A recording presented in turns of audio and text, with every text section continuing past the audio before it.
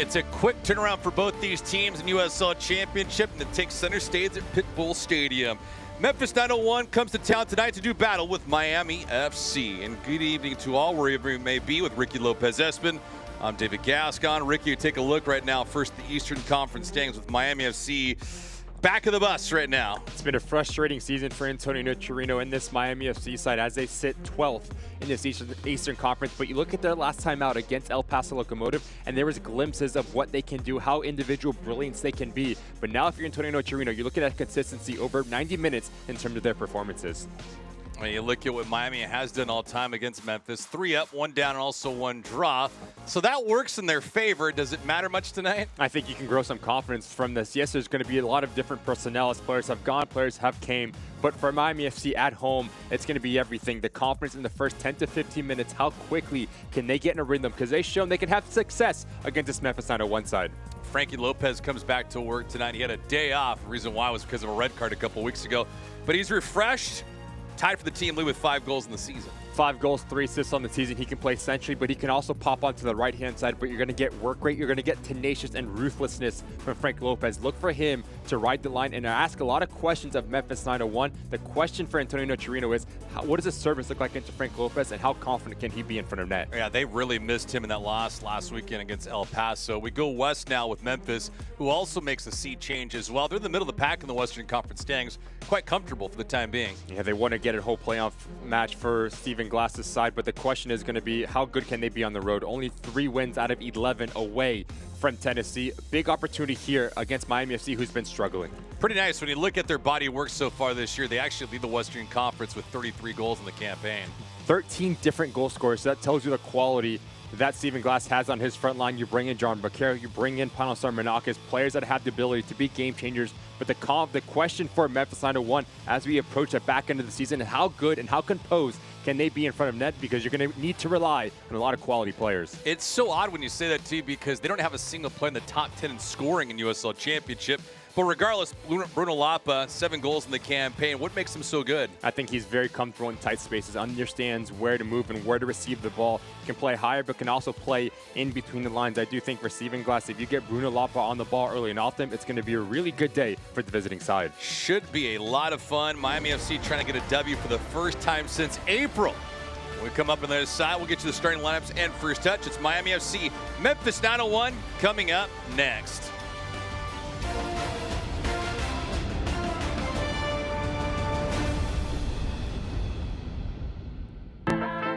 Some people think Miami is just flamingos and palm trees. And hell yes, we have badass sunsets.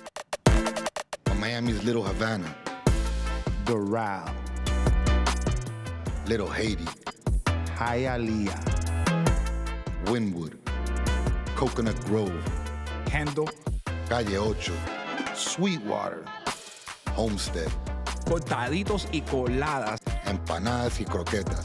is so much more. This is the 305. This is who we really are. This is what we are all about. I am Latino. I'm a disruptor. I am LGBTQ. I am a villain. I am a mother. I am Haitian. I am an athlete. I am an activist. I am a king. I am American Dream. I am the future.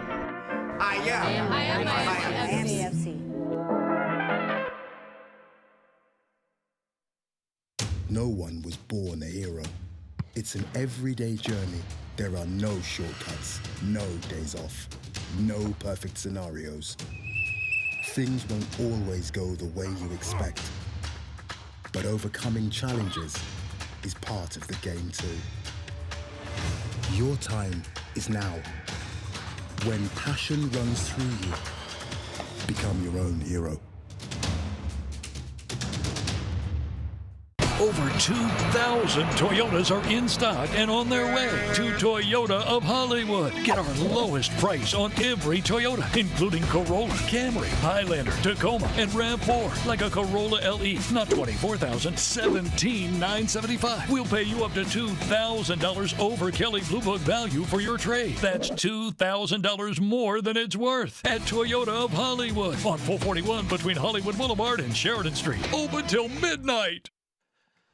This Miami FC broadcast is presented by Micromobility.com.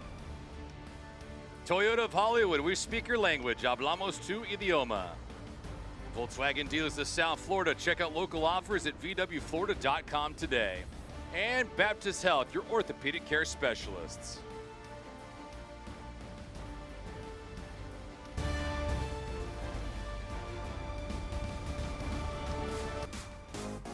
Starting lineups tonight, Ricky. Who do we got for the home team? 3-5-2, the way that Antonio Chirino wants to play. Michael Lawrence, he's going to stay high. He's going to occupy the two center backs. So you have Luisinho and Frank Lopez. Look for them to make those runs down the channel.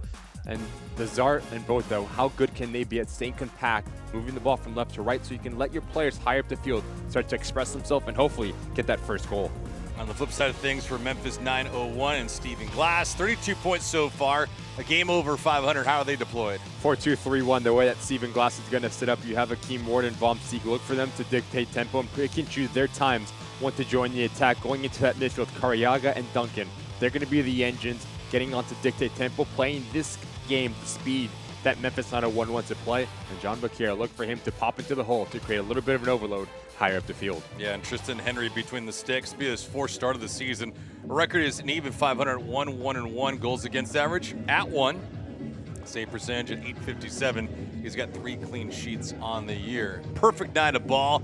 Temperatures 89 degrees. Humidity though, just re-like it, Ricky, 69%. It's not bad, not bad. A little bit thought of rain, but all in all, it's summertime. So pull up a chair wherever you may be and enjoy this one. Memphis 901 and Miami FC about to get things underway towards the tail end of the season. Just a handful of games left for both these squads. One of them will be going to the postseason. That should be Memphis. Miami's thinking about 2025. This match begins. Memphis 901 with possession, moving from right to left on your screen. Ward with the chip, trying to insert that. Warzak on the left-hand side, trying to cut through. Miami tonight, Ricky, gets a couple guys back. You mentioned the open, Frankie Lopez, but also Nicholas Cardona. And they needed him badly last week against El Paso. He took advantage of the days off and now coming back onto the pitch. It's important just to have his leadership. And that structure between this back three for Antonio Chirino, Mitrano, Knutson, and Cardona. How back can they be in their structure? So now you have Palacios and Mitrano. The pick and choose when to make that line of 5. Defending is going to be the top priority for Antonio Chirino. Jeremy Shear, our lead official tonight. Don't anticipate him to have much of an influence on this one, but Carroll's on the left-hand side. That drive going to be blocked on the way through by Lapa. Bruno, who leads the team, at least the share of the lead with 7 goals, had a pretty decent look. Liked it to take that shot as opposed to giving it up. Anyways, back to it, Luisinho lost it. Did not control possession. Ward's been all over the pitch so far. Here in the 2nd minute. Match just underway from Pitbull Stadium in South Florida.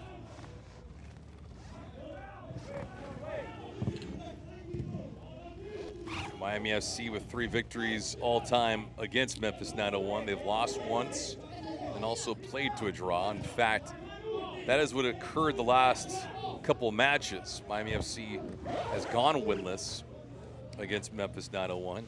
And hard to believe though, but for Miami, a team that just missed making the playoffs last year, they're nowhere near that playoff line here in 2024, Ricky. The last time they captured 3 points was all the way back in April 27th of this year. Oddly enough, they beat San Antonio.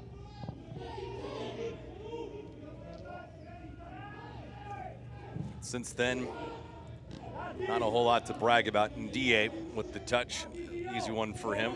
Kadeem in between the pipes here tonight. Keys to the match tonight, Ricky? I think you look at this Memphis on one side. Last time out losing 3-1 the Charleston Battery. Yes, I get a red card, but if you're Stephen Glass, you're looking for a reaction, plain and simple. On the other side for Antonio Chirino, you talk about personality and courage. You have to earn the right to play. Lapa wants it. Ball gets to him, looking for a little bit of real estate. Armanakis was the trailer on it. Lapa, 7 goals on the year and a couple of assists. All right, so give me your honest feedback. If I put the Miami colors on you, what would your reaction be at any point during the season? Because were you a vocal guy when it came to winning and losing? Were you more about, let's just let my skills provide the leadership on the pitch? You lead by example. That's the way that I was, and I do think that's what Antonio Chirino wants from his side as well. We talked about with him earlier this week, talking about Joey Desart, and he said, look, he's just a good leader in and out of the locker room, understands what I'm trying to do on both sides of the ball. So look for Joey Desart to be at the thick of everything for Miami FC. But you got to have a guy that's vocal, maybe not scoring the most goals on the team, maybe not the best of players, but always that guy that's typically the anchor. And you feel like with this Miami team, you don't have that one outspoken guy that can galvanize the entire club. I mean, I think you have to look at the back line, whether it is Cardona, Palacios, or Knutson. Maybe not the most success in USL Championship within their own careers, but understanding in this environment, they are the leaders. They're the older stakements here, so they have to be able to pick and choose the messages that they want to relay and how they want to relay them to the younger players. Tulu had it for a moment. Duncan lost it. Miami looking for their first threat of this contest. Junior Palacios amongst the starters here tonight.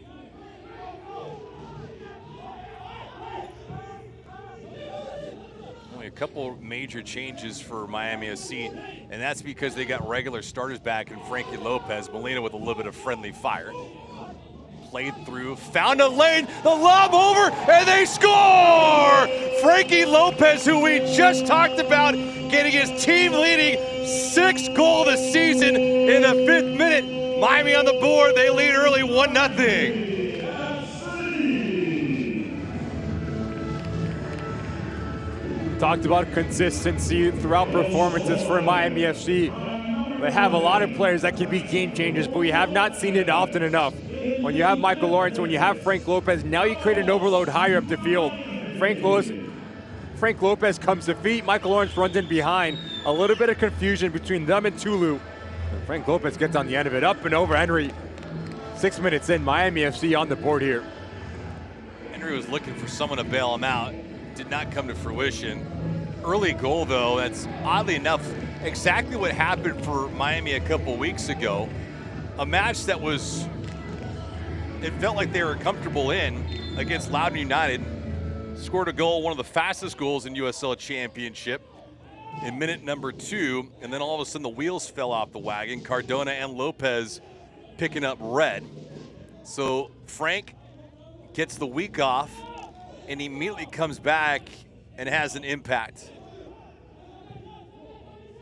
Maybe not one of the loudest guys on the pitch or in the locker room, but his game carries a lot of punch.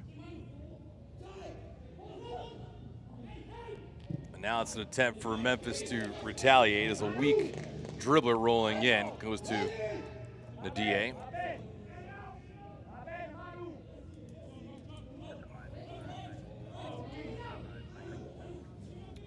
Lopez's goal in the 5th minute, brought to you by micromobility.com. I mean, you said in the open, Ricky, the first 10 to 15 minutes is going to tell you a lot about each of these teams. I think the killer part for Miami is that there's been more than one instance where they've gotten off to an incredible start, whether it's a goal or 2, and then all of a sudden things just dissipate.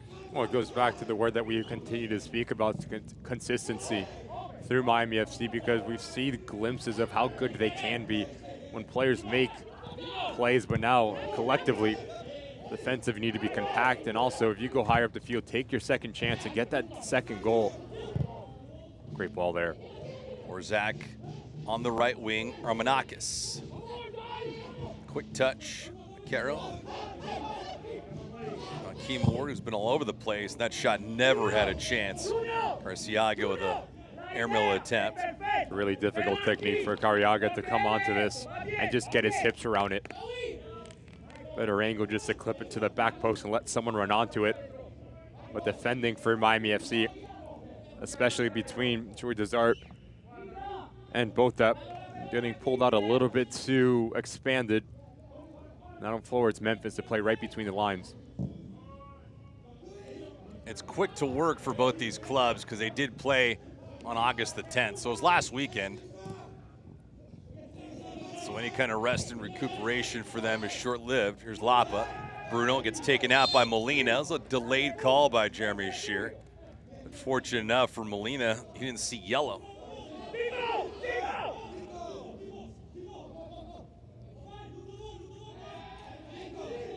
So not the start that you want if you're a Memphis 901 fan.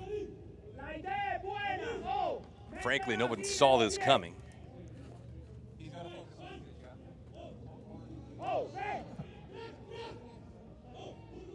But these things do happen over the course of a long year. Memphis 901, 9-8-5. On the road, they're sub 500, 3-6-2. For Miami, they have a 2-19-2 record. Their 2 victories have happened here in South Florida.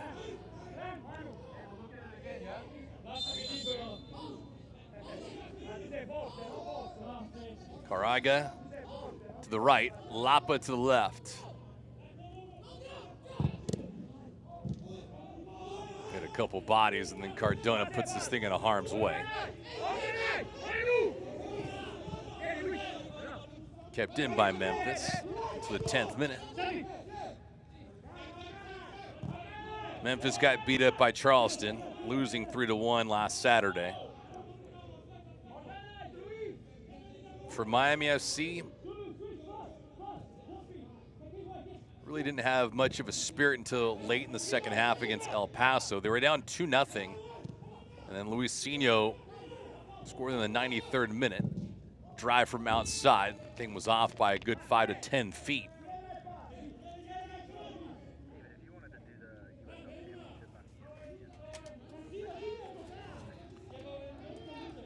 USL Championship Soccer continues on the ESPN networks in September with a Western Conference matchup of teams fighting across the playoff line. Last season's champ, Phoenix Rising FC, hosts FC Tulsa, Friday, September the 6th at 11 p.m. Eastern, only on ESPN2.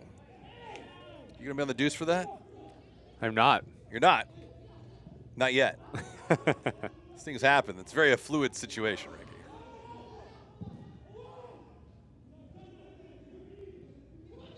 Metrano. You just see Memphis electing to press a little bit higher.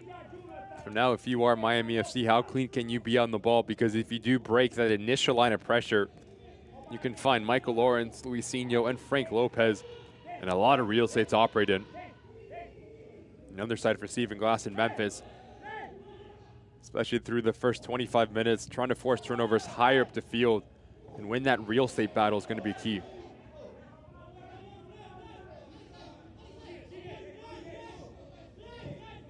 Memphis has had possession for the majority of this first half so far.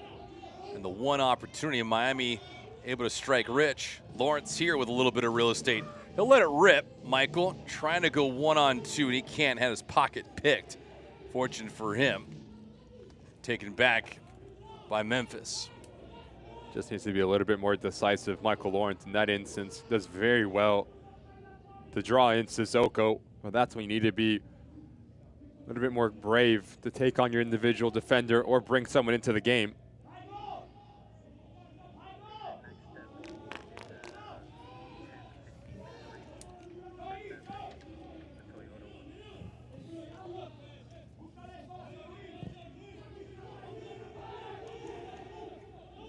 So Frankie Lopez, 6th goal of the season, leads the club, scoring it in the 5th minute. Lofted it over the head of Tristan Henry, the keeper, and that's where we stand right now. Molina with the assist. That's 1-0.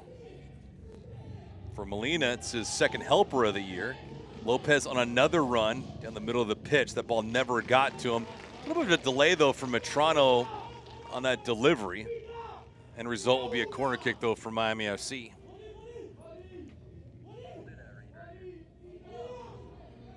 Portion of the broadcast sponsored by Toyota of Hollywood. We speak your language. Hablamos tu idioma. Last action very well done by Miami FC. You break the initial pressure, and then you just see Metrano providing width high and wide. Like you said, David, you want him to be a little bit more intentional where he takes that first touch. But this for Luisinho. Easy chip for him, but he goes with the off foot. Do a lot of work with his left. Did score quite a goal on Saturday. One of the nominees for USL Championship Goal of the Week.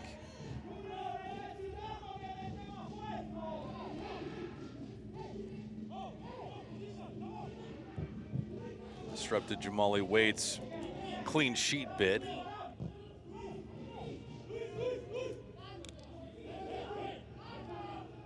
Palacios here. A lot of new additions, some backspin on this delivery. I don't know if that physicality warranted much, but Lawrence, the guilty party. I haven't seen Michael for quite a while. Gets the start here this evening. Michael making his 7th appearance of the year and 5th start. Wasn't with the club to open up the season. And you could probably say that for half the guys on this roster today.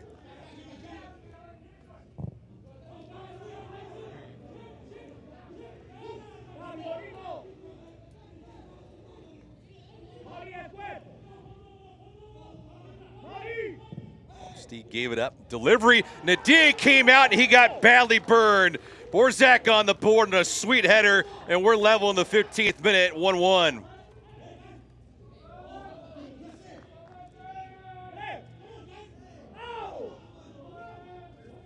Starts with a set piece for Memphis, 9-1.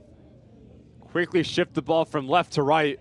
But this is some ball from Panos Armanakis. Head up, and it's a weak-sided run from Borzak, never seen from Cardona. Gets caught ball watching, and that's a gray area for a goalkeeper. If you come off your line, you need to be very decisive that you're going to make any sort of play on the ball. He doesn't. Borzak says, thank you very much. And Memphis draw even in minute 15. And oddly enough, Cardona's also asking for the flag up. He was thinking it was offside. Doesn't matter for Borzak, his 3rd goal of the season. In the 15-minute mark, we are level at 1-1. So, not exactly what we envisioned, but anticipating goals in some fashion. And for Memphis, it's their 34th goal of the season as a club. And they came into this year leading the West. Lopez, good hesitation from Frank. Top of the box. Frank wanted to get it back from Luisinho. Luisinho couldn't hold possession. Molina gets rubbed out. Officials let him play on. Cardona, weak side, was looking for Lawrence. Enthusiasm stays. Borzak still down. He was embellishing quite a bit. He got up fast. And now he drops back down to his backside.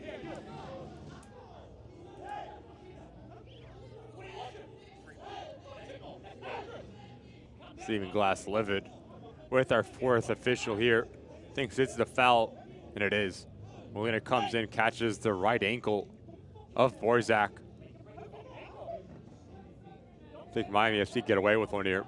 Does not feel nice if you are Dylan Borzak.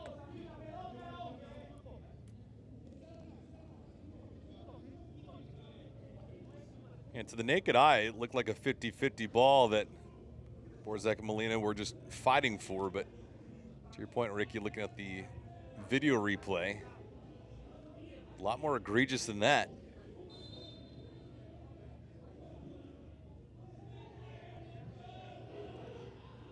Luisinho gave it back up to Lawrence.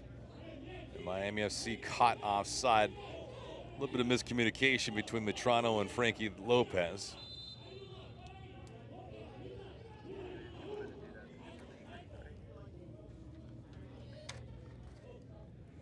USL Super League is kicking off its inaugural Division I Professional Women's Soccer League in August. 8 teams across the country begin play on August the 17th. It's right around the corner, airing exclusively on NBC's Peacock Network.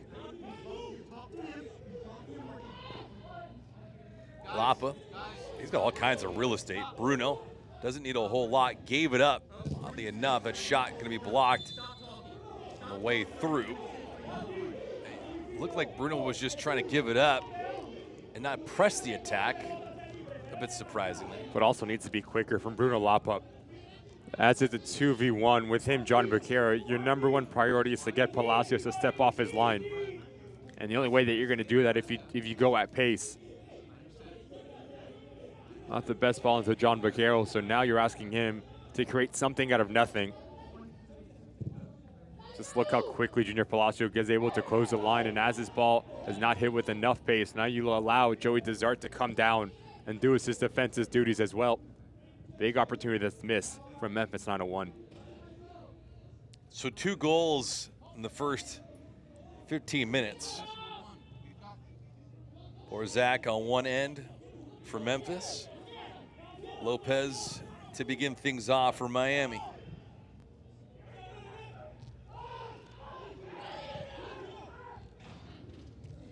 Memphis came into this contest with a +4 goal differential. Not bad at all. On the other side of things for Miami, -32. They have conceded a league worst 56 goals on the year. Borzak lets it rip. He thought it got deflected, but it was not the case. Goes wide as the cage. Memphis is having a lot of success on this near side through Akeem Ward, because as he continues to push high and wide, now you're pulling out Molina, and that allows Borzak to come century where there's an overload with him, Bruno Lapa, and John Vaquero. So if you are Joey Desart and Manuel Bota, you have to have the ability to drop down and be that security blanket in front of that front three for Miami FC.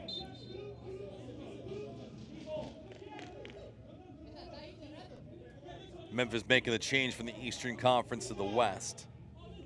Last season, a couple games over 500, had 14 W's, 12 losses, 8 draws.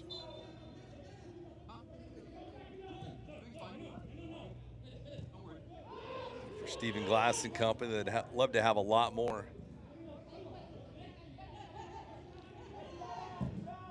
Do you feel like the path to the crown out west is probably a little bit less treacherous than the east, where you have Charleston and Lou City and Indy 11? I mean, you could look at Sacramento Republic as well, New Mexico, 2 teams that are very talented in their own right. I mean, Lou City just played a fantastic match with Sac at Lynn Family Stadium. Either way you pick it, it's exactly what you want for USL, how competitive it is from top to bottom. We also have a new addition to the family. We'll tell you about that at the half. Slicing through more real estate, this time for Miami. That shot from Bota, oh, it goes the long way and just misses that far bar by a couple feet. Just see what the difference of Joey Desart playing centrally does for Miami FC. Now he gives you the ability to dictate tempo, to slow things down, and to be patient. Bota understands if I run off the shoulder, Bruno Lapa, he wants nothing to do with defending. Plays off the shoulder between him, Tulu, and Vom Steeg. You need to be hitting the target from about 11 yards out, Manuel Bota.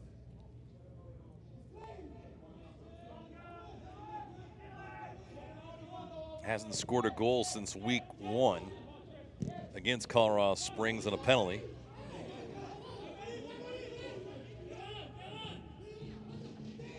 Luisinho.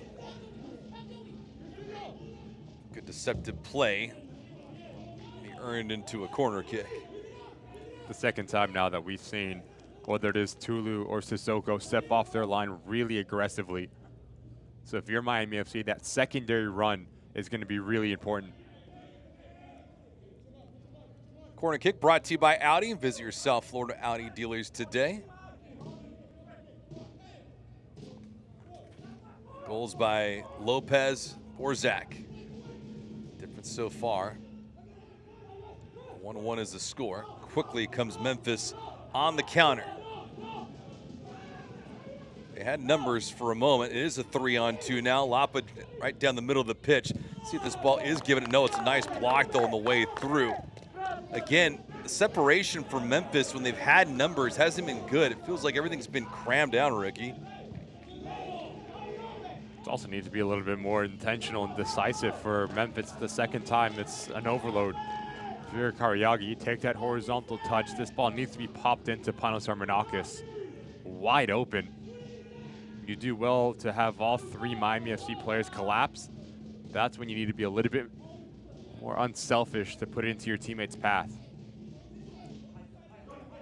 Understand a moment where a couple players crisscross, but Kariaga pretty much overlapped Lapa there. So until the 24th minute, the score 1-1. Both teams have had other opportunities to capture a second, even a third goal. Luisinho for Lawrence. Ginger tap his way. Goes right back to Lawrence, and Lawrence will pull the trigger. Would not have counted anyway. Ricky, walk us through this again. That's exactly what we're talking about. As he takes this touch across the face of this 18-yard box, you bring in 3 players from Miami FC. Panosar Menakis, not in your screen, but left side, is wide open. Yeah. Just roll it into his path. It's a 1v1 between him and the goalkeeper. It's the second time now in a transitional moment that Memphis 901 has had a really difficult time capitalizing on it. Ward being harassed by Molina. Lapa. Bruno's been active so far in the pitch. Ball's found him a lot tonight. Armanakis. He's looking for Lapa. Duncan there to back him up. Lapa. Cariaga gave it up. There's Lapa again, surveying the land, has another shot. This one rejected on the way through.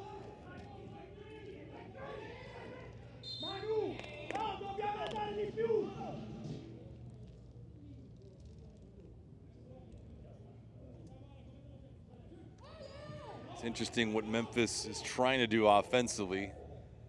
The times that they're on a run with numbers, a bit hesitant. Other times when the transition of Miami's defense gets back in time, Memphis a little hurried on their shot attempts.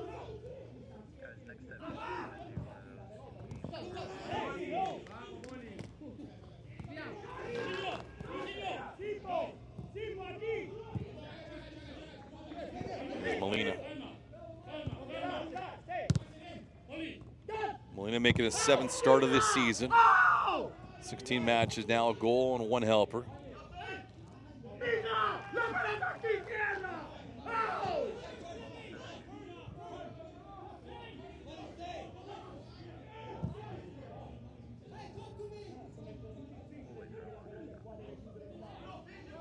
Vom Steeg.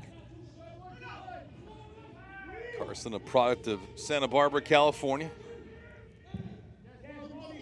23 matches now, 18 starts. Goal and a couple of assists. Keem Ward.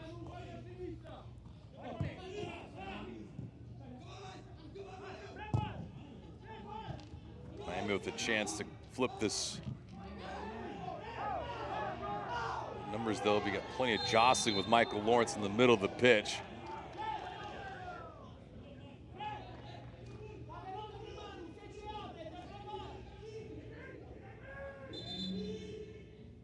Affordability, versatility, and most importantly, availability. Volkswagen Sport Utility models are in stock now. Take your choice of the affordable new VW Taos, 7-passenger Tiguan, the roomy new Atlas, stylish Atlas Cross Sport, or the full electric ID4, all with 2 years complimentary maintenance, quality German engineering, smart technology, and a lower maintenance cost. Visit a Volkswagen South Florida dealership near you and test drive one today. Shop VWFlorida.com. Back to the action here. Memphis trying to claim their first lead of the night. Frank Lopez, 6th goal of the year in the 5th minute. Borzak, his 3rd in the 15th minute.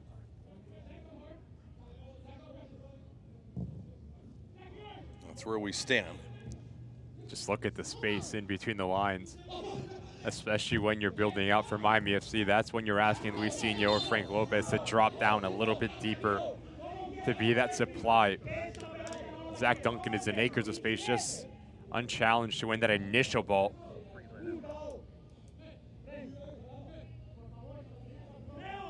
Clear foul from Cardona, just coming through the back of Borzak.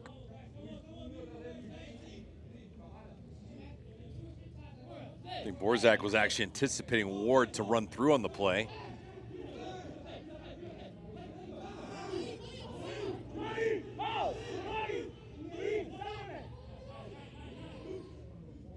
Keep an eye and see if we have a hydration break here in this first half. So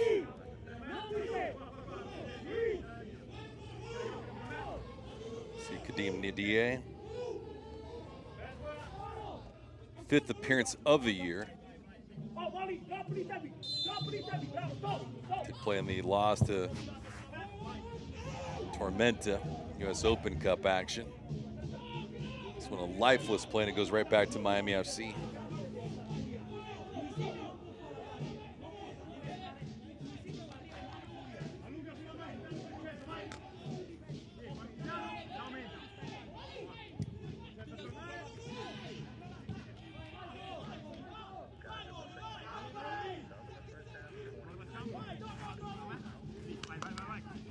Molina, Lopez gave it up. Molina took the shot instead of Lopez.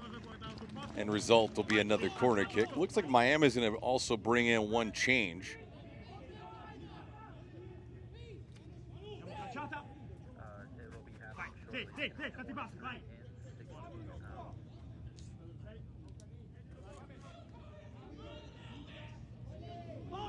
Another Audi of South Florida corner kick here. Luisinho will take it. More often than not, we see Gabriel Cabral take these, but he's not amongst the starters tonight.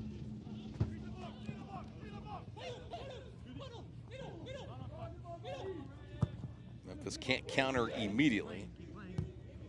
Watch out here with some real estate wide open.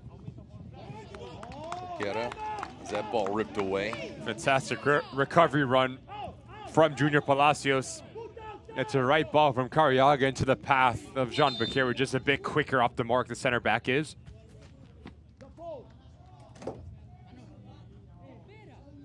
Looks like Manuel Boda, who's down.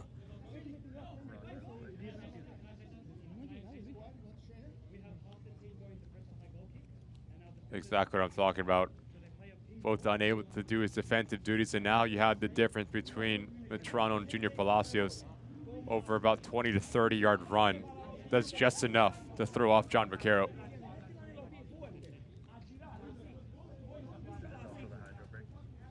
It's going to be the hydration break right now, so each team will go to their respective benches.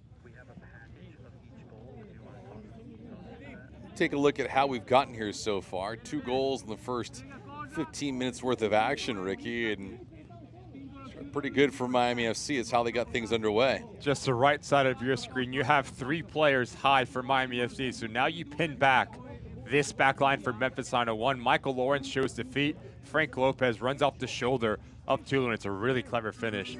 Up and over Henry, off his line, Frank Lopez gets his 6th on this season, but yet you knew Memphis 901 was never going to lie down without a fight. Fantastic ball in from Panosar Menakis, head up, enough English, bending into the path of Borzak. Just needs to redirect it because NDA off his line. In the blink of an eye, Memphis draws even 1-1 as we approach our hydration break. Clean setup for Memphis and Borzak, getting the game level at 1-1. The one change that's coming up right now with Genzano coming in, Boda being retired. Don't know exactly when that injury occurred for Manuel Boda. It wasn't just moments ago. Genzano coming in now off the bench. Oddly enough, he's appeared in every match to this point, including tonight, but this is his first time not starting.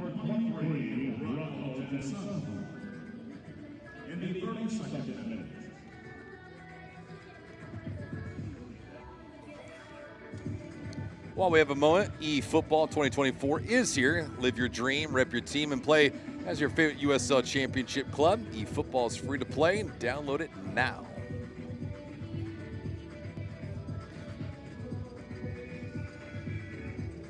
Some of the guys in the studio, Ricky, were talking about fantasy soccer leagues. I have never admittedly participated in that. Have you? Never. I'm not a big fantasy league. No? No. Why is that? Just never. Because you lived it. I get it. I get it. I get it. Never mind. I walked right into that. I get it. Everyone's fantasy is Ricky's reality. I get it. I get it. Where were you the last month? Just living the dream, man. Just living the dream. Watching you on television. Yeah, that's right. exactly That's what right. I was doing. Oh man. Yeah, it's the summer of soccer, man. It was. It's been good, obviously, with Copa America. You had the Olympics, Euro Cup. everything that is CONCACAF. And then, of course, here with USL Championship, League One, Super League, getting things revved up in a few days from now. A lot to chew on. So Genzano in. Luisinho again looking for Lopez out wide to the left. Very similar for both sides. Right in front of their back line, there's acres of space. So if you are Memphis 901, Zach Duncan needs to stay a little bit deeper and clog that lane and those passing lanes on the other side for Miami FC. It's all about balance between Genzano now and Joey Desart. As one goes, the other one needs to provide coverage, because too many times there is about 10 to 15 yards between lines for either side. Miami typically does not play this way, at least with the open real estate on the back line. Yes, they've been beaten, but typically it's the set pieces that have inflicted the most damage on them. Corner kicks, free kicks, anywhere near the attacking third against Dimna DA and company. One of 3 keepers used this year by that man, Antonio Nocerino. Daniel Gagliardi started the year between the sticks. Felipe Rodriguez also made a few appearances as well.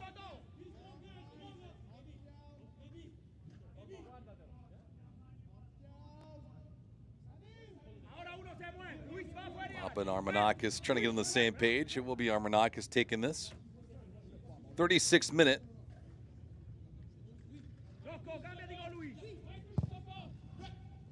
Armanakis, nobody home for Memphis.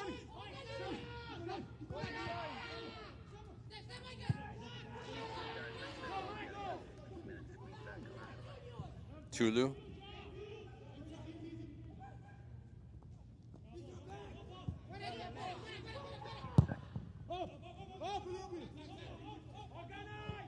We'll have stats, we'll have highlights, some news and notes at the break.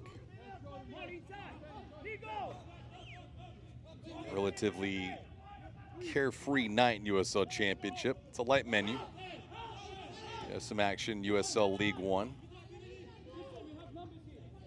But we have a lot to look at as the weekend is near. And the playoffs are right around the corner, so for a team like Memphis 901 tonight, not that they're banking it, you feel like you have to get 3 points here just to keep pace and make sure you're cutting off some of those teams that are on the outside looking in right now with any kind of life and ambitions of qualifying for the postseason.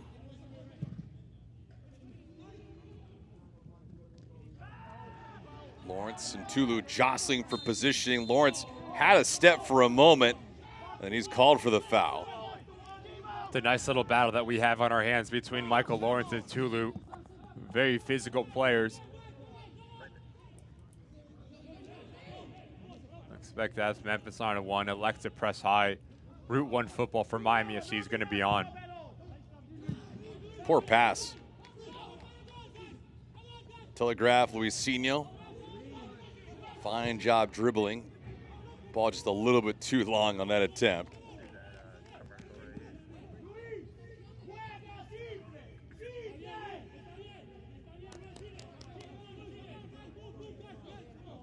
I'm attorney Julian Rudolph. I founded JR Law in 2017, and since then, I've recovered millions of dollars for my injured clients. If you've been injured, I'll handle your case personally from start to finish. Call me today at 877-GET-JR-LAW. Miami's back in action August the 24th in Tampa. Memphis has a date with FC Tulsa a week from now. Orzak, the cross. Too much sauce on it. No way Lapo's going to get to it.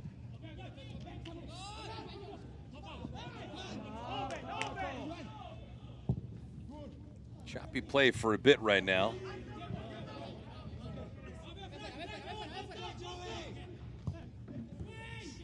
One of the things Antonio Nocerino mentioned on our phone call was as Memphis is on the ball, they like to throw a lot of numbers forward with how aggressive Stephen Glass wants his wingbacks to be. top of your screen, that's Vom Stieg. And you have Akeem Ward high and wide as well, so now you afford yourself to go 2v2, going back the other way. Saying in transitional moments, our first pass needs to be forward, and we see that from the home side. Akeem Ward trying to set up Molina. Works his way into a corner kick. I mean, we've seen it about 3 times now. That is Tulu and Sissoko against Michael Lawrence and Frank Lopez. The willingness to win that individual battle is going to be key for either side. You see Dylan Borzak having a word with Jeremy Shear, saying that Junior Palacios is all over him when the ball is wide.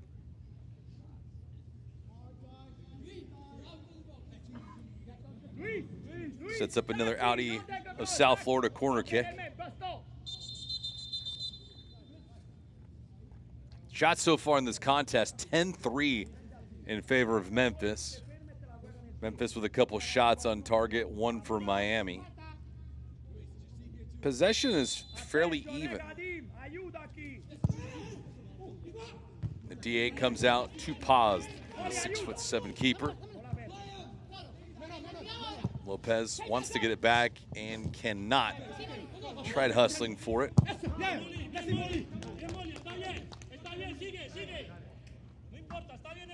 Possession in this contest, Memphis 53% to 47 for Miami. One element is the passing just hasn't been clean yet for Miami.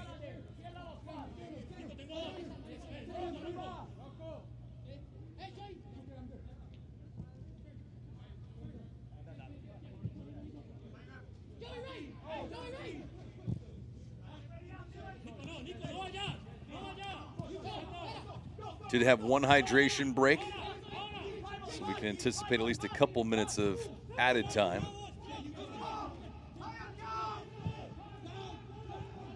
So that's been pretty decent movement from Memphis. Miami just trying to find their bearings. Arriaga did not get it back. That shot attempt from Baquiero goes high and wide to the right.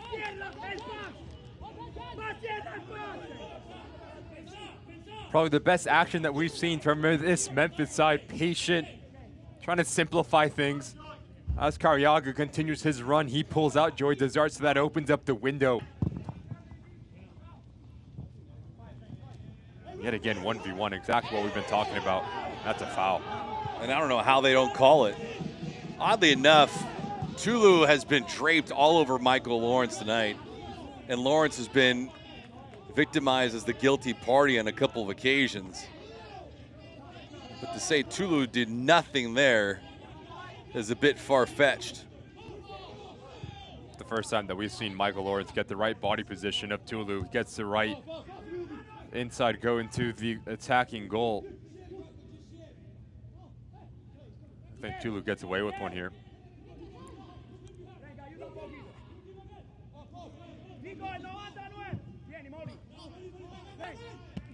Memphis trying to exercise some space. Ward back the other way. No real plan of attack there, but it was off of Metrano and results as a throw-in for Memphis. I don't know if Alejandro had a sense of who was or wasn't around him there.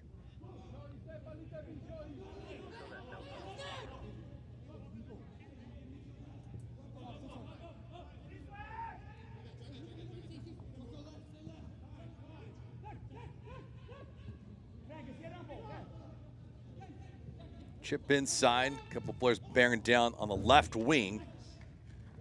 That attempt broken up, and then the result is another corner kick. Talk about the 1v1 duel. There is a little bit of contact, but it's the right arm of Tulu that I do think gets him in trouble and throws Michael Lawrence to the ground. The striker can't believe it.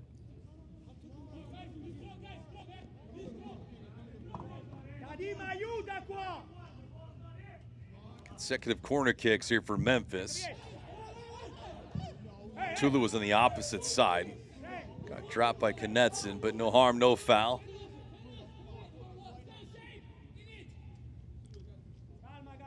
Inch our way towards the end of this first half. Shots 12-4 in favor of Memphis. A lot of physical contact there inside the 18.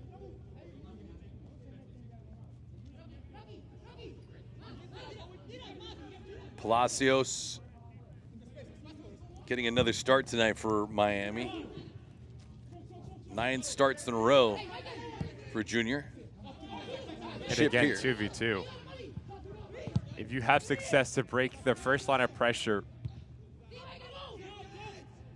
you're going to find yourself in a 2v2 action going forward for Antonio Nocerino. So I'll not be surprised if we see him maybe dip into his bench and bring someone a little bit more physically imposing higher up the field. Doesn't need to be a striker, just put a body on Tulu and Sissoko, let them occupy those 2 players, and then you have those runners off the shoulder. No nonsense save from Henry there. Yeah, off the deflection, Henry had to make that save. Sets up a out of South Florida corner kick. Alan Gavilanes on the bench tonight, not starting, but available. He's one guy that comes to mind as we wait and see for the 4th official to indicate how much stoppage time will be awarded. 4 minutes to be exact. Molina here. Good force to it. The header from Palacios skies over the crossbar.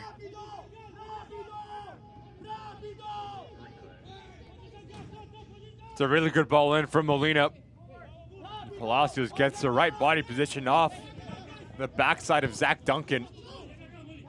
It's really difficult as you're falling away from goal to put it back on target.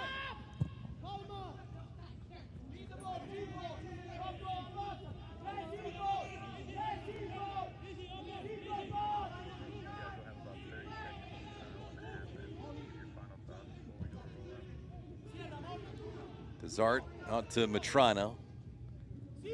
Probably the best scoring opportunity for Miami since Lopez's goal in the 5th minute.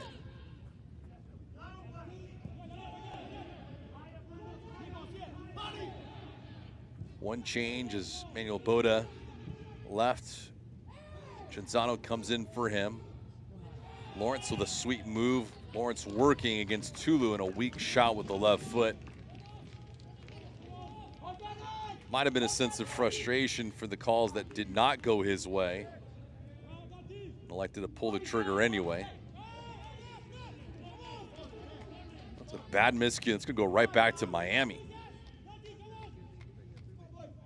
Choppy, Ricky. Choppy. You haven't seen either side getting any sort of rhythm. And very frustrating if you are Stephen Glass.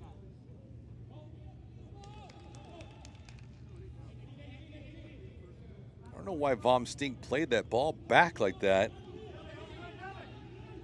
Your guess is as good as mine. Out of South Florida corner kick.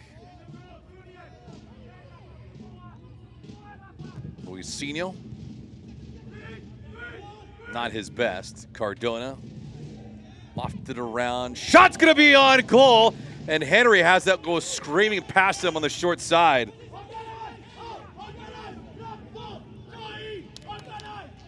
Sometimes it's not the initial ball, but it can be the second wave that can really hurt teams. Not dealt with nearly well enough from Vom Stieg.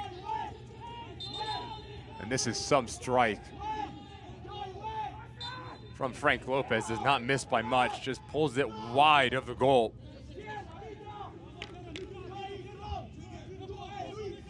Play came out of nowhere. Haven't seen anything like that for quite a while.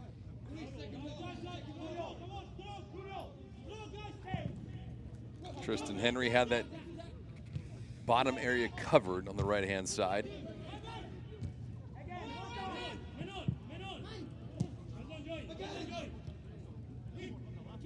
Hakeem Ward.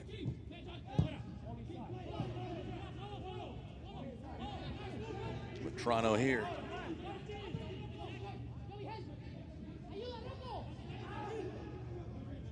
Final stages of this opening half.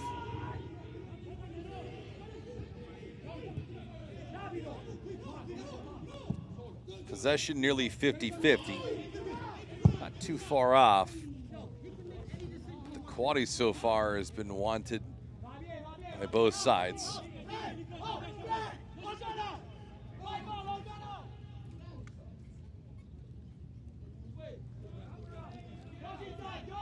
Frank Lopez, 6th goal of the season, the 5th minute.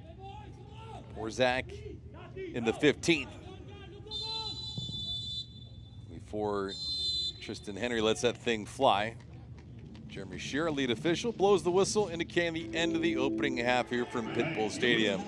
So 45 minutes in the books, 1-1 is the score. Ricky, all in all, 2 goals scored, but rather turbulent and choppy first half of ball. I think choppy and cagey was the right way to describe that first half. We saw Memphis, some glimpses of how good they can be, but the ball needs to move quicker from left to right. On the other side for Antonio Torino, direct play and transitional moments is what you're looking for. Going to be very interesting to see the tactical changes, if there's personnel changes for either one of these clubs in this next 45 minutes. Miami FC trying to drop a bad spell, get their first victory since April the 27th. Meanwhile, Memphis trying to keep pace with everyone out west. Coming up on the other side, we'll get you the first half stats, some highlights, and also some news and notes. 45 minutes in the books here. Memphis 901, Miami FC bottled up at 1 apiece.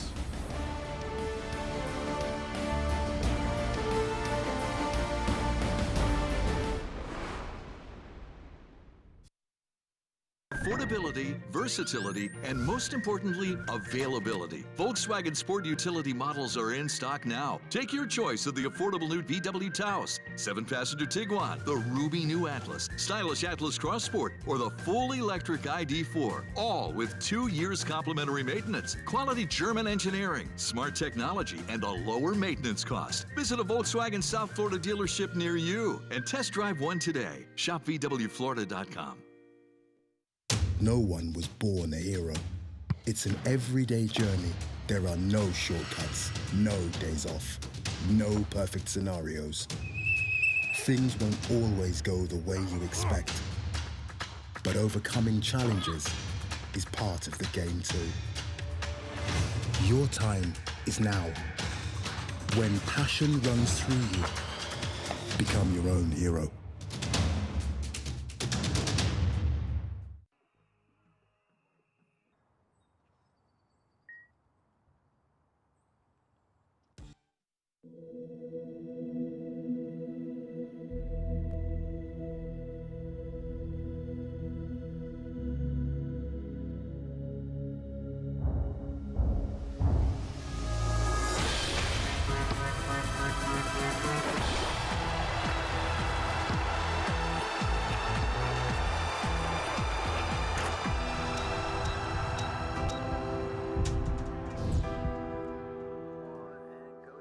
.45 minutes in the books here from Pitbull Stadium. A beautiful night in South Florida. Miami FC and Memphis 901 FC tied at 1 apiece. And while we have some time, got to take a look now at the top goals and saves of the week in USL Championship. The nominees are up.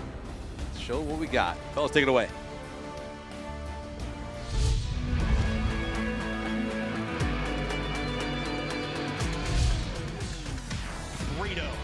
Rito looking back post. And Salt keeps it out. Possession here, and the shot from distance is saved. Perez into the area, outside of the booth, the header, the save from Biello, robbing Niall McCabe. Moves this ball in, it takes a ricochet. How about Sorrell?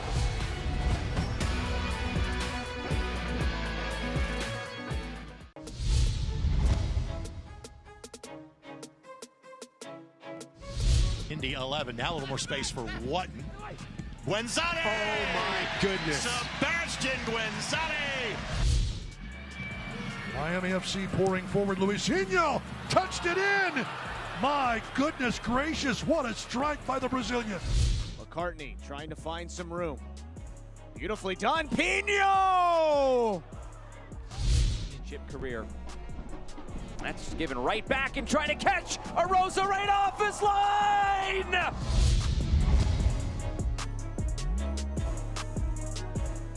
Those are the nominees. Let's see if those fans right there are voting on that. You can do so online as well.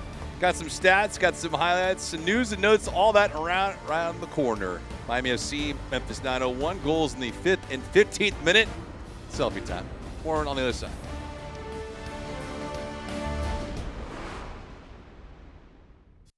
Is it somebody's birthday? Dad, come watch us hit this ugly piñata. Dad!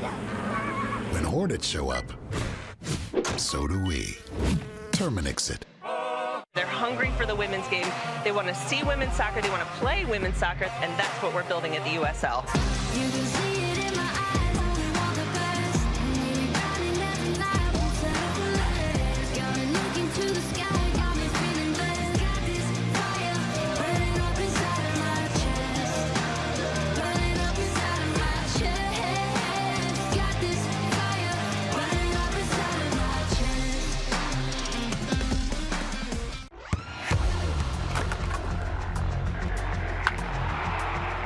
We all have goals. But let's be honest. Most of us aren't going to be professional athletes. But if your goal is to finish your degree, we can help. Come to a university that puts your goals first. Bellevue University, your partner in finishing goals.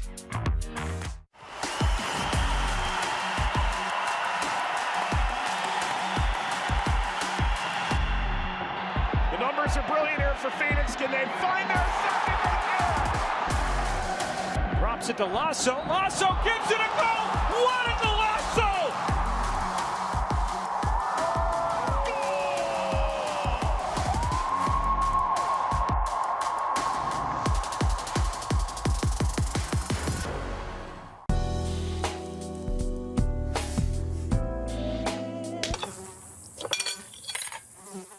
When mosquitoes show up, so do we. Terminix it. No one was born a hero. It's an everyday journey. There are no shortcuts, no days off, no perfect scenarios. Things won't always go the way you expect. But overcoming challenges is part of the game too. Your time is now. When passion runs through you, become your own hero. We're live here at Pitbull Stadium. See it right there. Singing tonight at all, Ricky? I will not be. Oh, all right. Fair enough. Got news and notes coming up here in USL Championship, so if you're not going to sing for us, might as well read off what we got. Bay Area news. Oakland Roots will sign a 1-year lease agreement to play at the Oakland Coliseum starting next season. And talking about USL, we welcome Lexington. They're in League One at the moment. They'll push up into USL Championship starting next season, and the player of the month, Johan Penaranda. 3 clean sheets for FC Tulsa. He's been really good between the sticks. You're pretty awesome with Lexington coming to town now in USL Championship. Super League, what is on tap? We see the clubs that are mentioned here at the bottom, but all that begins, as we mentioned, on the 17th. So it's right around the corner. Not very often that you're the first at anything, and not very often you're the first in a professional sport. So fantastic here for USL Super League to open up the windows and the doors, and the umbrella of USL continues to grow. Going to do a world of good for the game in our country. And now you got to look at the upcoming schedule as well as what is on tap. You got New Mexico and FC Tulsa this evening at 9 o'clock Eastern. Sacramento, El Paso, and then a whole lot more Friday and Saturday.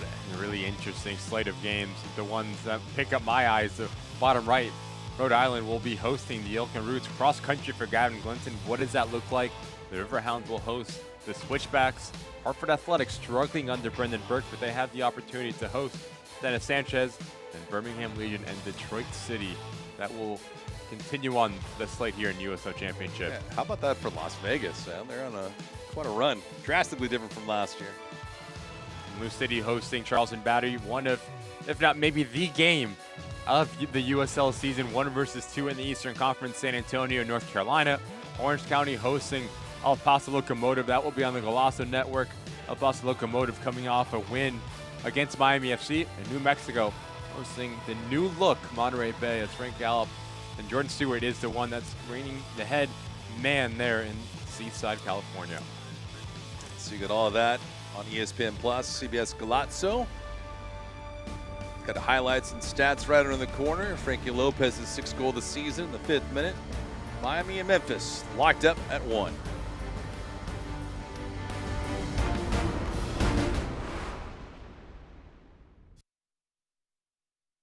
Over 2,000 Toyotas are in stock and on their way to Toyota of Hollywood. Get our lowest price on every Toyota, including Corolla, Camry, Highlander, Tacoma, and RAV4. Like a Corolla LE, not $24,000, $17,975. We'll pay you up to $2,000 over Kelley Blue Book value for your trade. That's $2,000 more than it's worth at Toyota of Hollywood on 441 between Hollywood Boulevard and Sheridan Street. Open till midnight.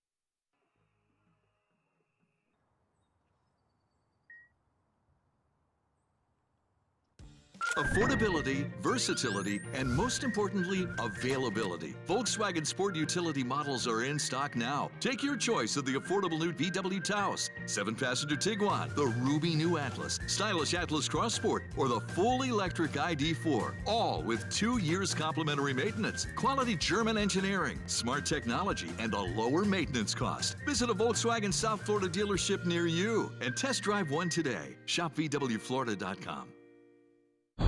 Young, hungry, determined, no icons, products of our environment, predators.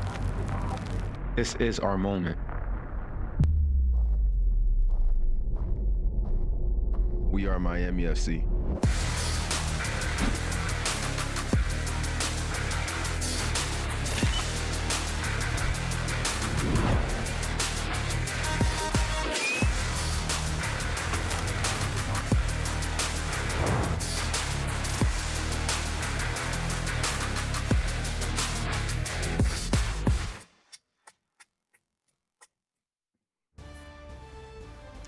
The broadcast is brought to you by micromobility.com. Toyota of Hollywood, we speak your language. Hablamos tu idioma. Volkswagen dealers of South Florida. Check out local offers at vwflorida.com. And Baptist Health, your orthopedic care specialists. Found Ricky's house somewhere in that scenic route. But Ricky, I digress from all of that. We look at your real estate. Now we look at what's going on the pitch. First half highlights in this thing. It was a roaring start for Miami. Really good start for Miami FC. Michael Lawrence, Frank Lopez off either shoulder of Tulu. So now he gets caught ball watching. Their vertical threat. We talked about Frank Lopez gives you that ability up and over Henry off his line. Not the best positioning for the goalkeeper. Miami FC draw first blood, but you knew Memphis, the quality that they had. I thought they were the best when they changed a point of attack. They created an overload on wide parts of the field. Fantastic ball in from Panos Armenakis. Dylan Borzak doesn't need to hit it hard, just redirects it, beats NDA off his line, and Memphis on a one in the blink of an eye. Make this thing 1-1 here at Pitbull Stadium. Yeah, it was pretty casual how they all celebrated too. I thought that was kind of strange. 21st minute, things weren't done yet in terms of activity, but another quality chance here for Miami FC. Manuel Bodo, who left this match in the opening half, just missed, giving the team a second lead. Yeah, really difficult angle, but you need to be hitting the target if you are Manuel Bodo. As we go into the match stats here at halftime, possession has been even. I do think Memphis has been a little bit better in terms of their composure on the ball. But again, if you're Stephen Glass, what do you do with that possession? Higher up the field, you create overloads. You want to see a little bit more of Carson Vom Sieg, Akeem Ward, higher up the field. So now you allowed Armenakis and Dylan Borzak to play a little bit more central, and that's where you've had your most success. And for Antonio Nocerino, playing Route 1, 2v2s higher up the field, winning your individual duels is going to be everything in this next 45 minutes. So what changes would you make if you're Antonio Nocerino? Anything? Something? I think you're looking at decision-making out of the black, understanding when to pick and choose your times, when to play, but also when to just play Route 1 football. And then it's all about Michael Lawrence. How good can he be at winning that first step, holding off Tulu, and letting players around him come and join the attack? You know, in a situation like this, if you're Memphis, traveling not too far from Tennessee down in South Florida, the commute's not far, but all in all, the first half for them wasn't the cleanest. If you're Stephen Glass, are you even happy with getting a goal? I think you're frustrated. I think you're frustrated because we talked about transitional moments. There was not once but twice, whether it was Bruno Lapa, John Vaquero, a bit casual in front of goal. You want them to be a little bit more instinctual, to put more pressure on NDA. You think about where they're at right now in the middle of the pack in the conference standings, and they can't afford to drop matches like this, especially with the season winding down. Second half begins with Miami in control, moving from right to left on your screen. Memphis 901 in the lighter kits, moving from left to right. After tonight, Memphis has a date with FC Tulsa coming up. Then they get Oakland Roots, Colorado Springs, Hartford, North Carolina. They end things at the tail end of the campaign against New Mexico. And New Mexico is probably going to have something to play for. That might mean the top spot in the West, or depending on the configuration of how competitive it is amongst the top four, at least a playoff home game. Vom Steeg gets this back. Good ball. Shots were controlled in the first half by Memphis. Possession, a narrow one, but they led it.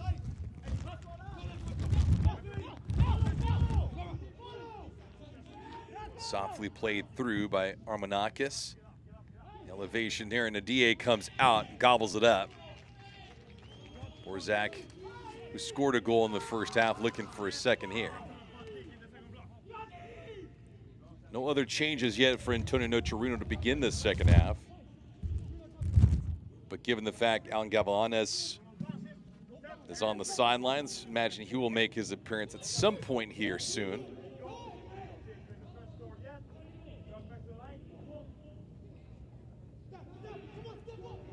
Molina.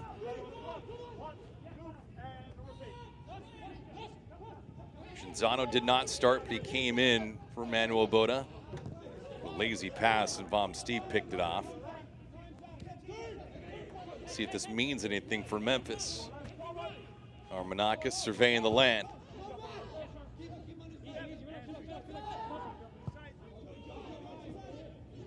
This is one thing you mentioned in the first half, Ricky. There's a lot of airspace for Memphis just outside the 18.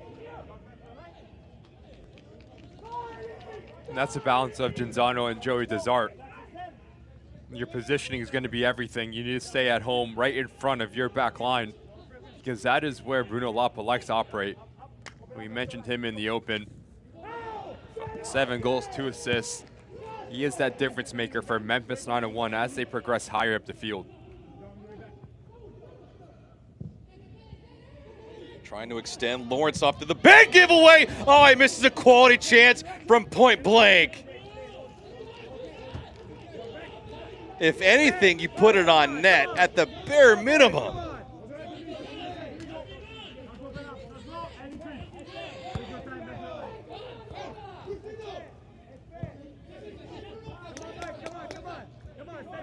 Inexcusable spot for the giveaway for Memphis, and conversely for Lawrence. The shot on target. Have to give yourself a chance. And he didn't even do that. Lapa.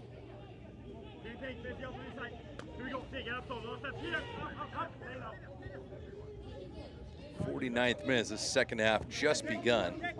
Michael Lawrence on the verge of giving Miami FC their second lead of the night. A clean break after a horrendous giveaway. And the end result was a miss that went high and wide as we look back at it again. Just sloppy from Zach Duncan. There's no need to make a play on this ball. Just let it go. If you do that, Michael Lawrence, well, at 10 yards out, you need to be hitting the target. No excuses whatsoever on your preferred right foot. As you lean into it, that's why you get under it. Big opportunity that goes missed for Miami FC.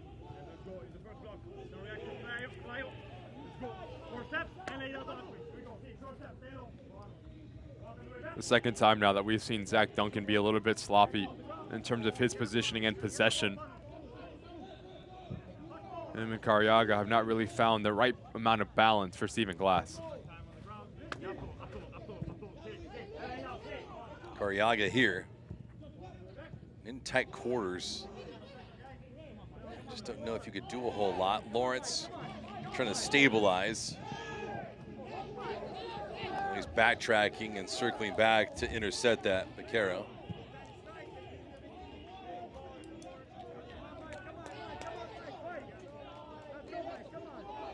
John's only played in a couple matches for Memphis this year. Ward started every match he has appeared in for Memphis, 20 and counting. Palacios trying to shuffle away from Jeremy Shearer, our lead official today.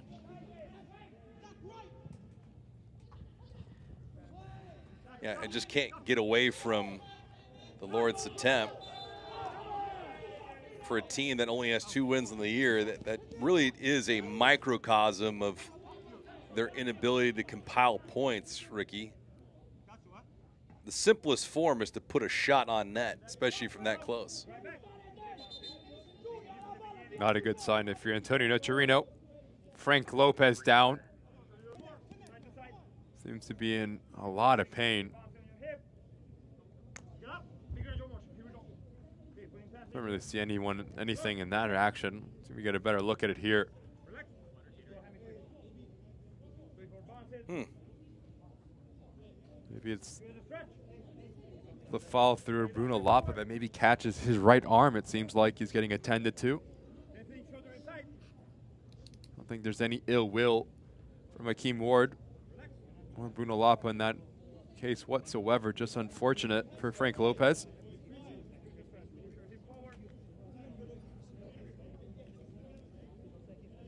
Frank wanted to typically not go down and stay down for a long period of time.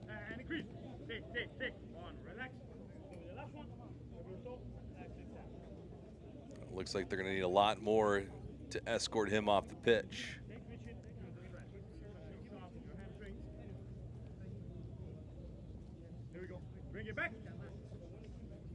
So goals in the first half. Borzak was the equalizer in the 15th minute. Frankie Lopez got things cracking in the 5th minute. And now it looks like Frank will not continue this night, but we shall see.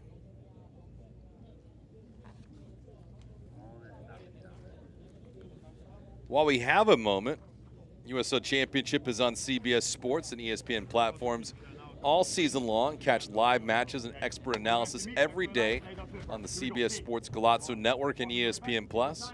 Go to USLChampionship.com for the complete USL TV listings.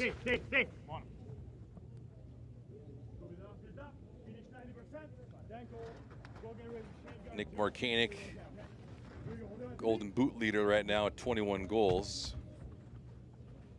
How good has he been this season? It's been phenomenal. The best part about it is that it hasn't happened late. He started the season like his hair was on fire, and he hasn't let up. But the question for you is, yes, he leads USL Championship in goals, but do you think he's the best player in the league? It's a loaded question. I mean, you look what he's done, getting eyes from La Liga 2 over in Spain. MLS teams are following him as well. His progression. I mean, you have to say he is at this moment in time. Yeah. On the brink of beating the golden record of 25.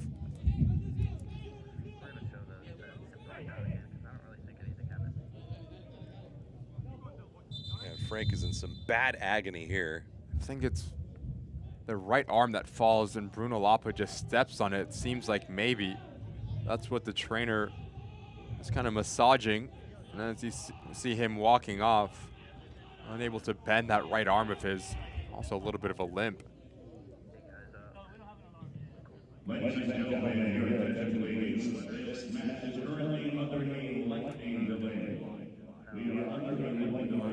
Now it looks like as Frank gets escorted off the pitch, we have a weather delay.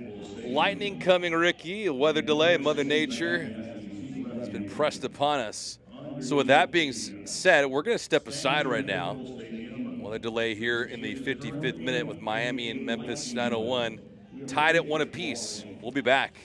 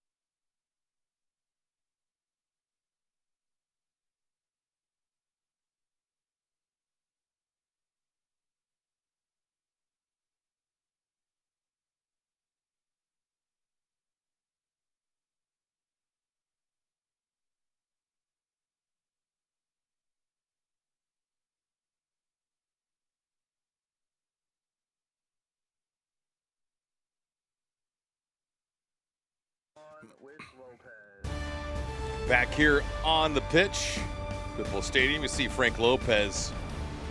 Just prior to the weather delay, Frank went down grabbing his right arm, and now we see that bandage around his right wrist. Match is tied at 1 apiece. All the way back, Ricky, was many, many moons ago. This match got started right around 7 o'clock, and the game's first goal occurred in the first 5 minutes. Really good goal here from Miami FC as you put this ball wide. Now where's the space? It's off the shoulder of Tulu. Really clever from Frank Lopez as Henry's off his line, go up and over. But you knew the quality of Memphis, and Steven Glass was always never going to lay down. Starts on the right-hand side. Carson Baumsieg, the circulation, the patience to put this into the path of Panos Armenakis. Head up, no pressure whatsoever from Metrano. And that's a fantastic ball. On Borzak understands, I just need to beat the goalkeeper to this. Any sort of redirection in the back of the net, and it's 1-1. So you see Frank there on the pitch. We didn't think he was going to return. It looked like he was done for, and then all of a sudden, thunder and lightning caused this match to be delayed for at least 30 minutes.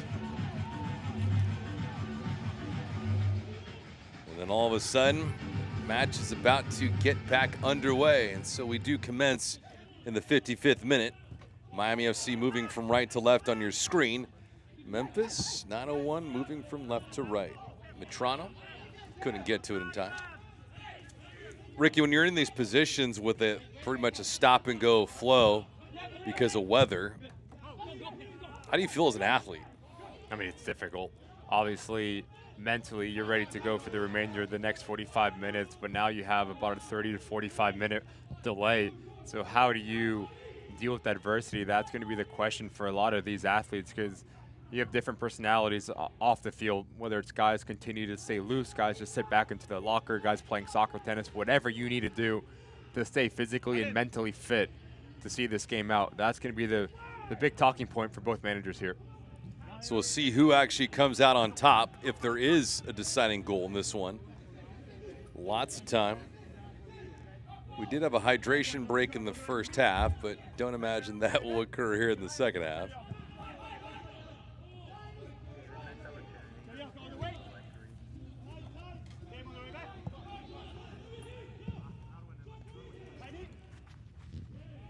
Cardona with the challenge and wins it. Nice job by Cardona here. Lawrence with a quality chance before the weather delay. How good? Well, from about 10 feet out, had his shot go way over the net. Not even on target. Select the official match ball supplier of the USL Championship and many elite leagues throughout Europe. Visit us.select-sport.com for the latest Select products, specials, and more. Select, the player's choice. Goals in the 5th and 15th minute, and that has been that.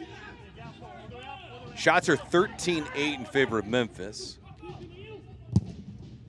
Sorry, it's going to go off his foot. Goes right back to Memphis.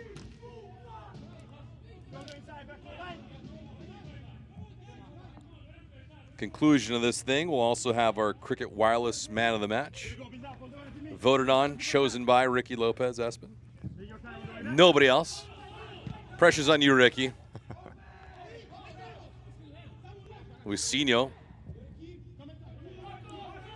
Lawrence out wide to the left. Lopez in the middle. Oh, Lawrence nearly got to that ball. Luisinho also trying to track it. Armenakis, nifty little flip. Trying to counter. Miami FC puts that thing in neutral for them.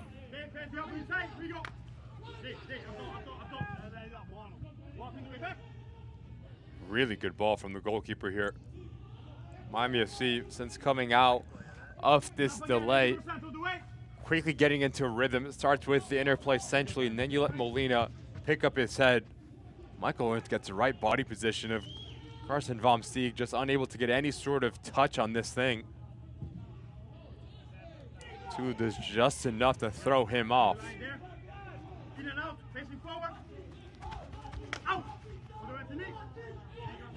Ball gonna go right back. So we'll see what kind of effort Frank Lopez delivers that bandage on his right wrist. Don't know how heavily wrapped it is. Don't want to guess the injury.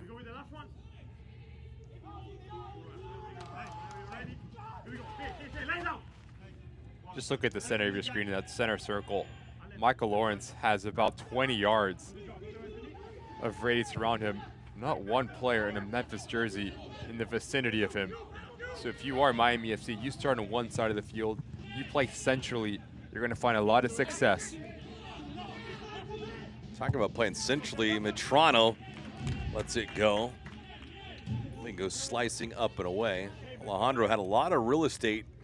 Could have picked up more speed to get a closer shot. Cariaga and Zach Duncan having a very difficult time finding the spacing in between the two. Too many times they're getting caught on the same side of the field, leaving a massive gap centrally. You need to figure out the balance if you are Stephen Glass.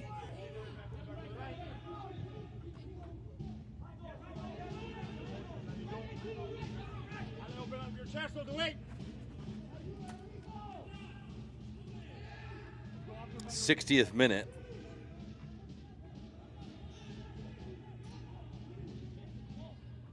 Shots 13-8 in favor of Memphis, but the shots on target are even. Possession time, much like it was in the opening half, favoring Memphis. Metrano got dragged down from the backside. That's her first yellow card of the night. And it goes to Memphis and Armanakis.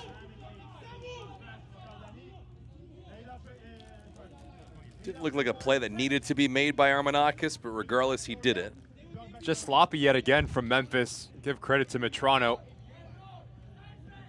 Quicker up to mark as he slashes across Panos Armanakis. Any sort of contact, he goes down. Not what you want if you're Memphis 9-1. An attacking player that sees a yellow card right after a delay.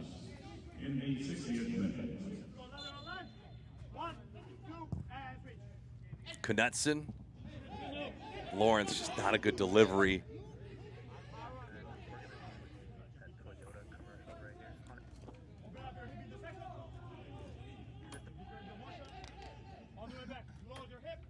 Over 2,000 Toyotas are in stock and on their way to Toyota of Hollywood. Get our lowest price on every Toyota, including Corolla, Camry, Highlander, Tacoma, and RAV4. Like a Corolla LE, not $24,000, $17,975. We'll pay you up to $2,000 over Kelley Blue Book value for your trade. That's $2,000 more than it's worth at Toyota of Hollywood on 441 between Hollywood Boulevard and Sheridan Street. Open till midnight.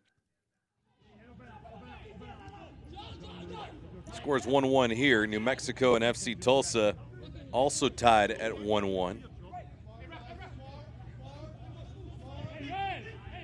The match just getting underway. They're in the 17th minute.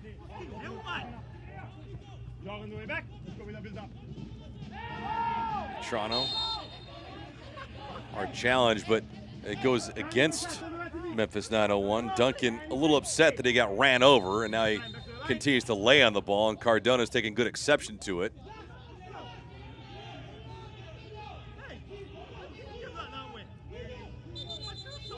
Not sure the antics of Duncan. Ball isn't a pillow, can't take it with him. You know, in instances like this, since the second half of the season started, Ricky, we typically will get either a quick warning or an immediate yellow card.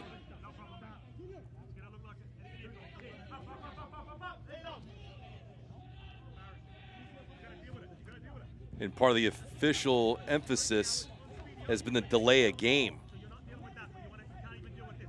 in that kind of arena.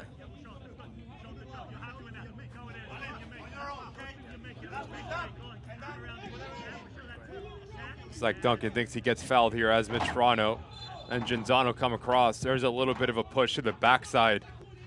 And as he tries to reach for the ball, that's why you get in trouble with the handball from Jeremy Shear. Armanakis. Ball a bit too long, and DA comes all the way out. Reaches his limit, but does secure it.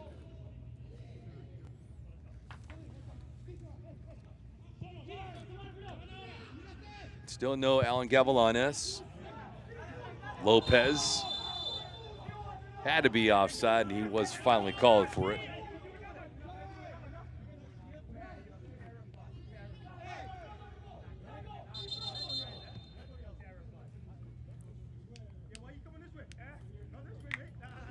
Memphis right now 4th in the Western Conference in real time with 33 points. 9 back in New Mexico with 42, followed by Sacramento, Oakland. That goes 1, 2, and 3.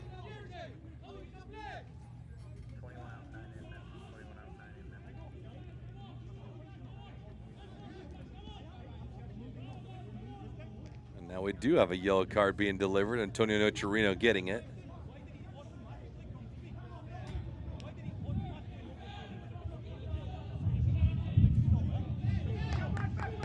Long night for Antonio.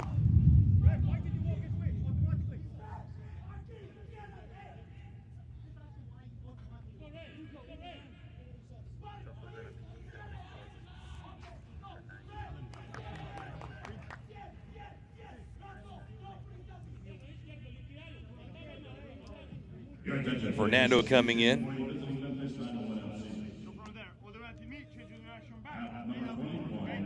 Luis Fernando making his appearance. Armanakis and Vaquero will both depart. Quezada also coming into the affair. So the first 2 changes of the match for Memphis. The one occurring for Miami in the opening half. Manuel Bodo was replaced. Genzano came in for him.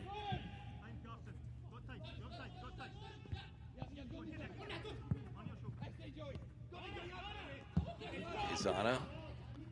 Stieg doing a good job of holding ground. Palacios got beat on the corner. Palacios trying to recover, and D.A. bails him out. Kadeem alertly off of his line. He immediately tries to switch the pitch. Everyone from Miami FC trying to stay on side. Does seem like Memphis has changed a little bit tactically. Quezada will push onto that front line, so Borzak will run centrally. Fernando playing the left-hand side, so your front three will be Fernando, Borzak, and Quezada. Good hesitation here from Lapa. The give and go. Ball runs a little too hot for Fernando. For the visiting side, so expect a lot of combination play between Bruno Lapa and Luis Fernando. Have a very good relationship and understanding between the two.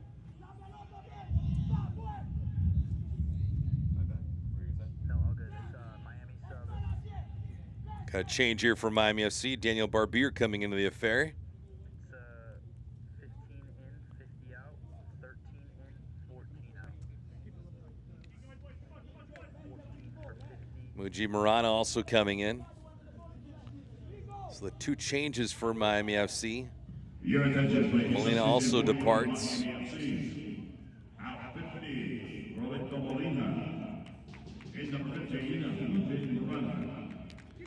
One of the rarities that Miami has tonight is a healthy amount of players on the bench. Iambilla, Cabral, Barbier, Morano, who are both in. Genzano, who's been in for quite a while. DePaula, Marco Santana, and Alan Gavilanes.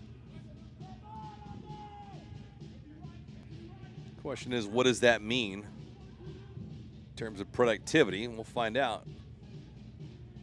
Ball had some pretty good English just to stay in.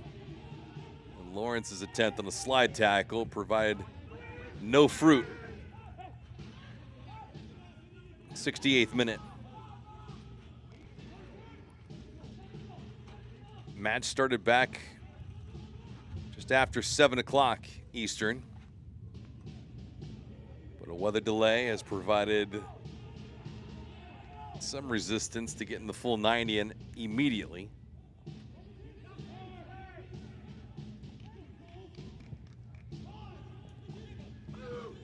Ward going all the way around the pitch. Quezada turning, and the DA gobbles that up.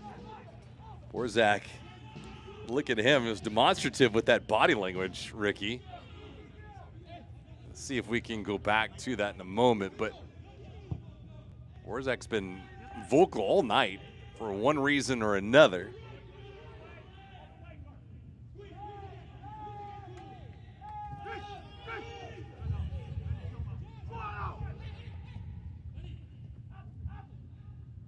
Barbier just came in. Palacios there. Lopez. Patient. Matrano. See if he gives it back. He attempts to. Tulu had a beat on it, though. Quezada nearly had his pocket picked. Let's just go back to that Memphis side. Center of your screen between Borzak and Palacio. A lot of contact there. Palacio not letting him run across him. Then you just see the frustration from the striker from Memphis 9-1, because it's actually a very good ball from Carson Vomsteeg. Someone slashed across that near post. Those NDA a lot of issues. But that's just clever defending from Junior Palacio. Is it a foul? Yes, it is a foul. But so many times defenders are really clever. When the ball's getting wide, they try to get the right angle and frustrate their opposition.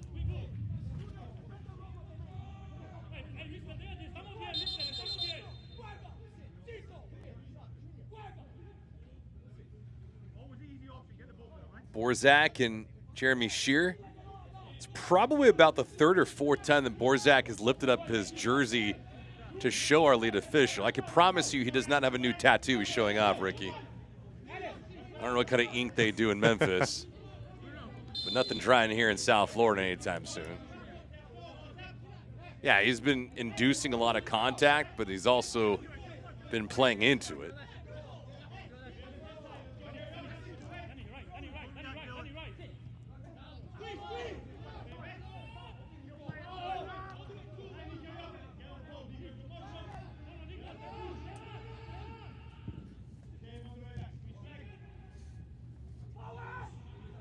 Miscue in the giveaway. Back comes Memphis on the prowl. Fernando, a fresh set of legs, just came in. Vomsteeg's in the top of the box. Nobody saw him. Duncan. Quezada.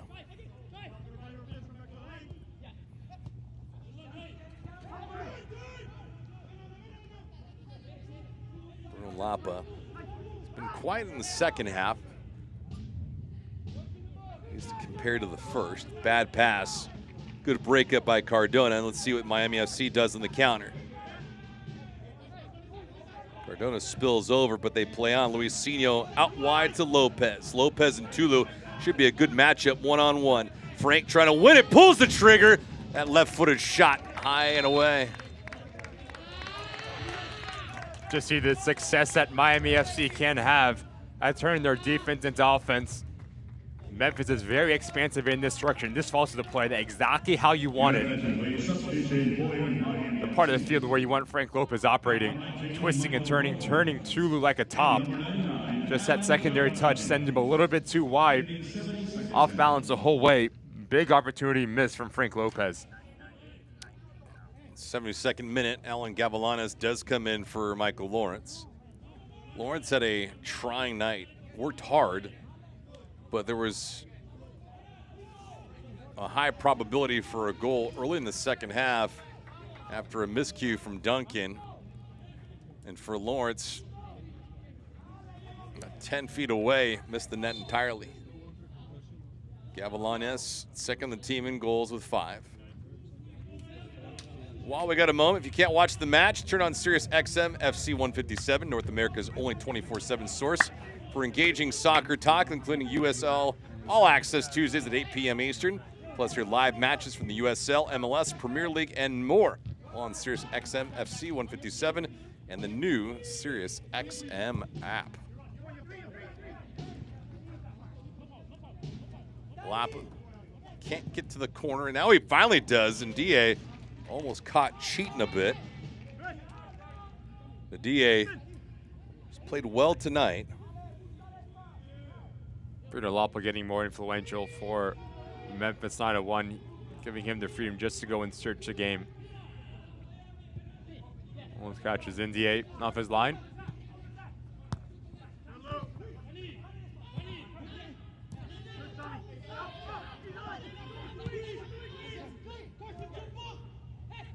Yet again, just looks essentially Cariaga and Zach Duncan on the same side of the field. That should be a card, and it is. Luisinho Yeah, there's different spots in the pitch you can get away with it, but no chance in the world was that going to work there. Not only was he about 10 feet away from our lead official, but he did it right in front of him. Bit of sloppy touch here from Luisinho as he tries to recover. It's right there. Playing on the ground, the studs are exposed. Little kick out that gets him in the book. I mean, you know you do something wrong when you put your hands up. And caught in the cookie jar.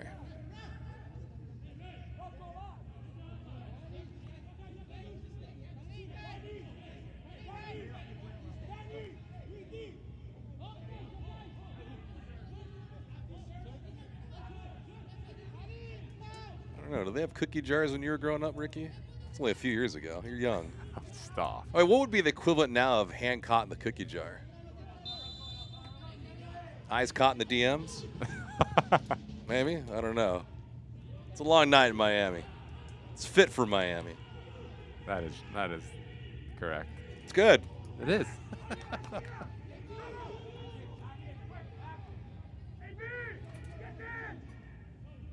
Miami after this. Next up on the road, they go up north to Tampa. Memphis, they have a date with FC Tulsa, who's playing tonight. They'll play on the 17th of August.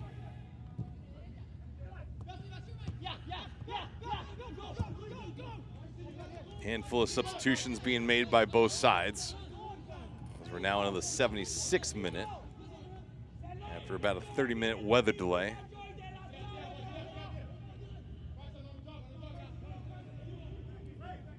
Our Cricket Wireless man of the match at the conclusion of this thing, along with full-time stats and highlights.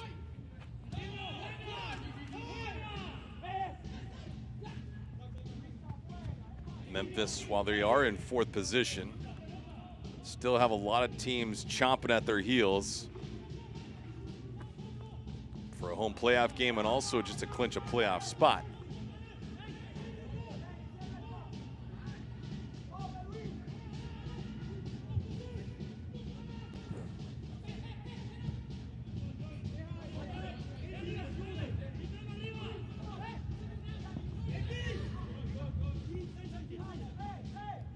Haven't called his name ever since he did enter into the contest, but Alan Gavilanes, see what kind of service he's provided.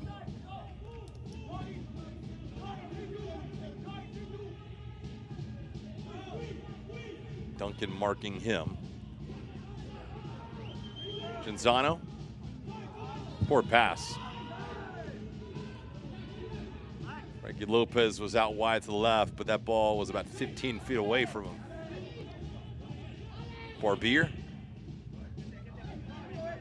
Lofty move here. Outside that attempt, goes rolling in. Easy stop. I think it was going to go wide anyway, but Henry will sit on it. As Verona comes onto this pitch, he gives you the ability to be vertical. First touch sends him a little bit wide. Really good recovery run from Akeem Ward.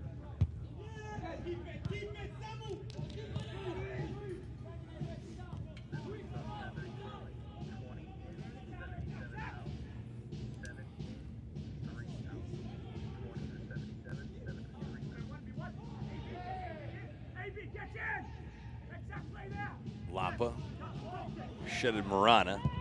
Drive from well out, slicing wide to the right. Changes coming for Memphis. Substitution for Memphis FC. Out number 77, filling force. No Meza, Knight Pickering, both coming into the affair. Borzak worked hard tonight. Had the equalizing goal in the 15th minute, but he was battered and bruised throughout. Steeg's night's over with as well. You see Meza there.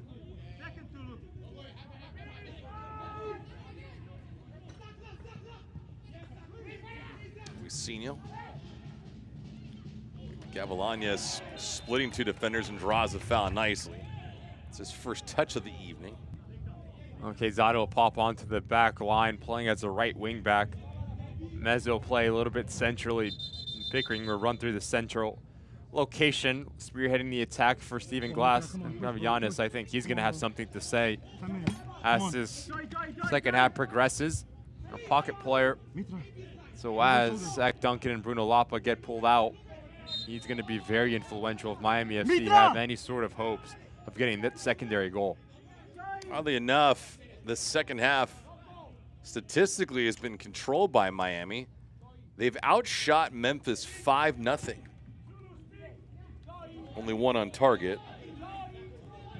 They're not controlling the possession, but yeah, the shots are there. 5-zip.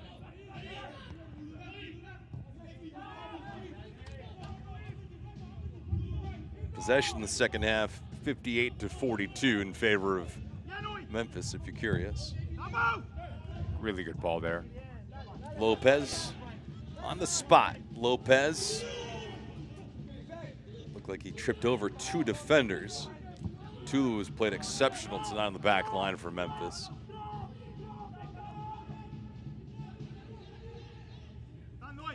Expected goals in this contest, just about even.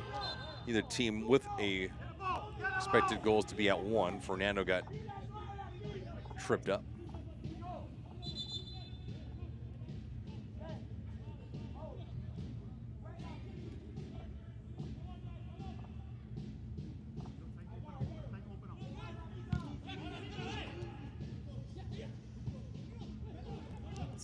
Total fouls. Watch out, onside here. Great attempt. The shot goes off the crossbar and ricochets in. It'll be an own goal to Cardona, but Memphis doesn't care. They're on the board again. It's 2-1 road team. Unfortunate bounce, but to the credit of Mez & Company, they took full advantage of it, and a great pass from Bruno Lapa. Just no rotation whatsoever from Miami FC. Danny Barbier, Alejandro Mitrano, they're getting caught out, but give credit to Bruno Lapa. The vision to put this into the path of knowing Meza. His first touch lets him down really heavy, but you put it on target, you give yourself a chance. Very unfortunate for Cardona as he's trying to make a recovery run, can't do nothing about it. Memphis 9-1, get the lead with 10 plus remaining here. That shot was nearly from an identical angle that Michael Lawrence took his shot.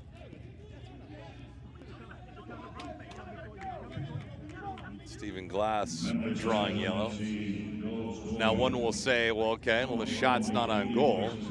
Yeah, but it was off the crossbar and it still went in anyway. That's the difference between the two teams throughout this entire year. So an own goal, Memphis does not care. Down 1-0, they responded in the 15th minute. And now they've found the go-ahead goal awfully late.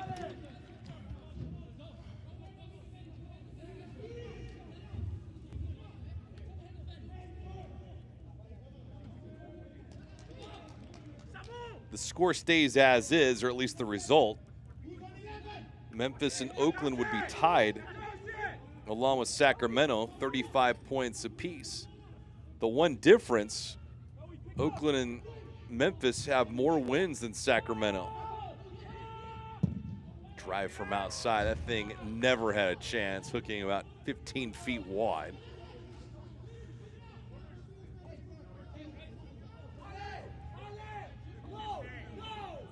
If it's a shooting range, Ricky, nothing's hitting the target.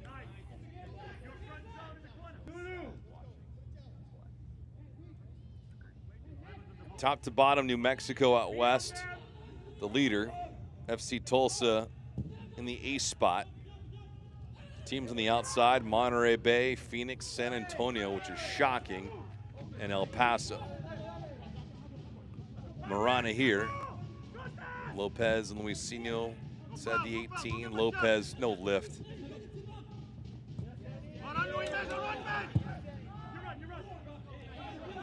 Certain things you can do with Frank Lopez, but laying something up like that, rather high inside the 18, not going to do it. Nadia with a great stop, the rebound, circling around. Mesa's attempt, that was fought off and blocked.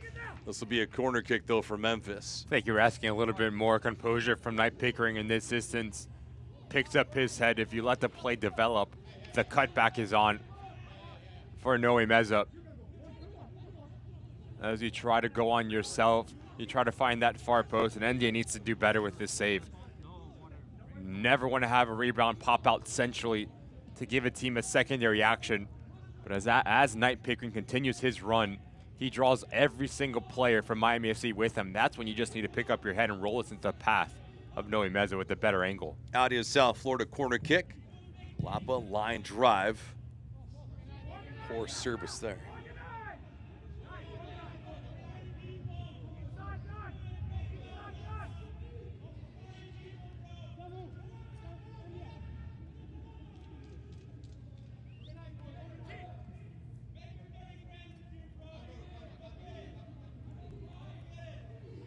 Be a bounce back of sorts for Memphis after getting beat up by Charleston last week, 3-1.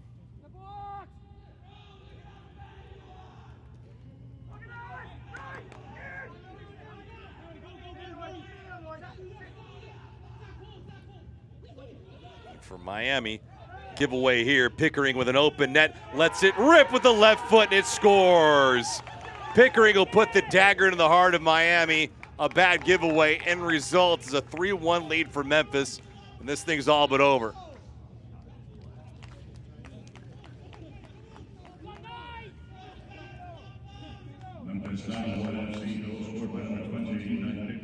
Too casual from Barbier.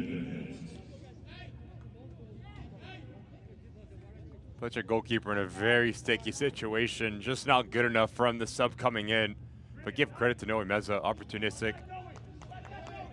Forces NDA to come off his line, falls kindly to Knight Pickering to get his third on the season and get Memphis their third goal this evening. So Pickering on the board, extend the advantage to 3-1. Miami loses tonight. They will be winless in their last 16 matches. And they'll run their losing streak to 8 in a row. Last time they picked up a point was on June the 22nd when they played to a 2-2 draw with Loudoun. And that was after they had a 2-0 lead.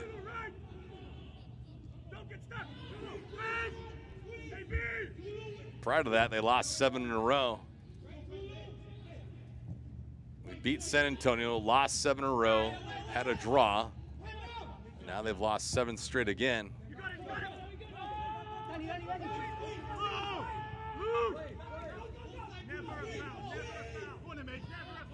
But mistakes and turnovers like the one Barbier made have been anything but a rarity. And quality teams like Memphis will capitalize on those. And Pickering, one of the easier goals that he'll score all season long, was a lucky recipient. Meza.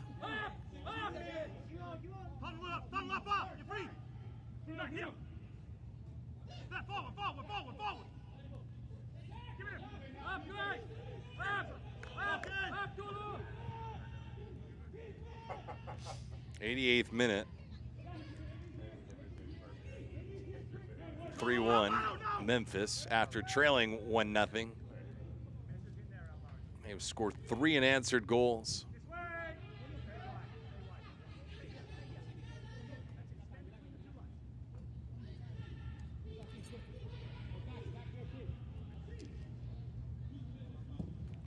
After tonight's contest, Miami has 10 more games to go in this season.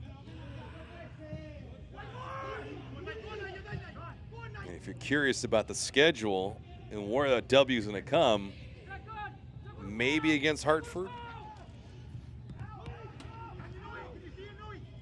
perhaps Pittsburgh.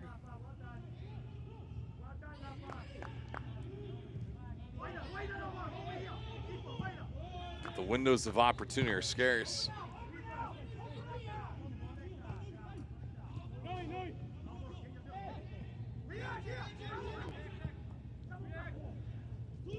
See what the home team does here in the final couple minutes. Gavalanis, who hasn't seen a lot of time tonight, came in off the sideline right around the 76th minute.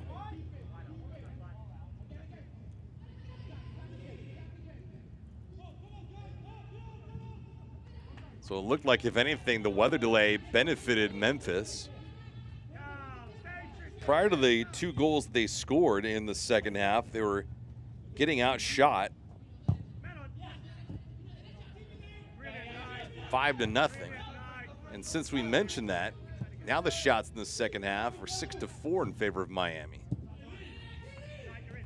Strange how a small flurry like that will change the viewpoint of a match and the ultimate conclusion of it. Fernando. We'll track the 4th official and see how much time is awarded. Can't imagine much, if anything, given the circumstances of a weather delay and only a few substitutions. Quezada.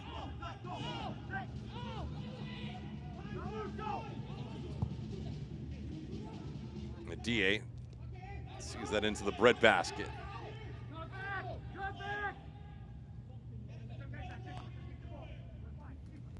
All of our Cricket Wireless Man of the Match coming up next, once we've reached full time.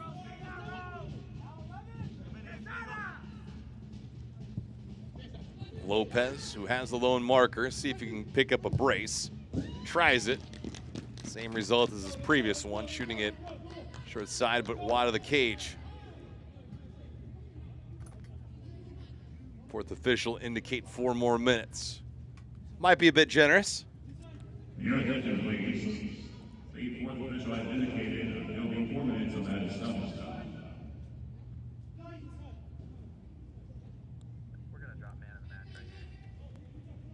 And we have some time. We will announce it. Frank Lopez, our Cricket Wireless Man of the Match, scoring his team-leading 6th goal of the season tonight in the 5th minute.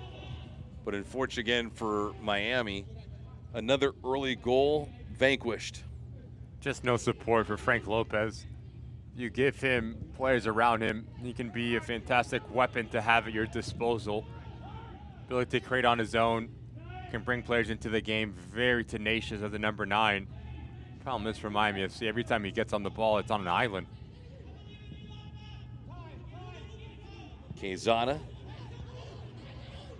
Sharp angle, top of the box, the drive, and it finds the back of the net. Oh, they're just pouring it on now. Cariaga, the lucky recipient. Great build-up into it, and it's 4-1 Memphis. Just mentioned it with Miami FC. You're asking for a little bit of patience and composure in this back line. Quezada does fantastic here. Picks up his head, and as he does that, now every player in a Miami FC jersey, they're retreating towards the goal line. So where's the space? About 17 yards out.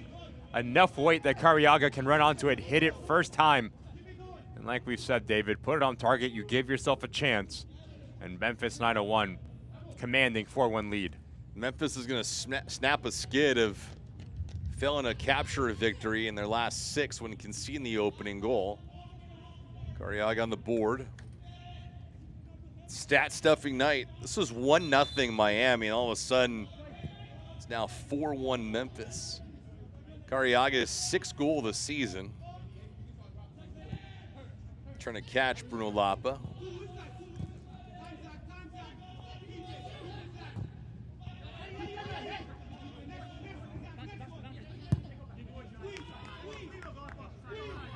Interesting times for Antonio Nocerino as they conclude this season in a hurry.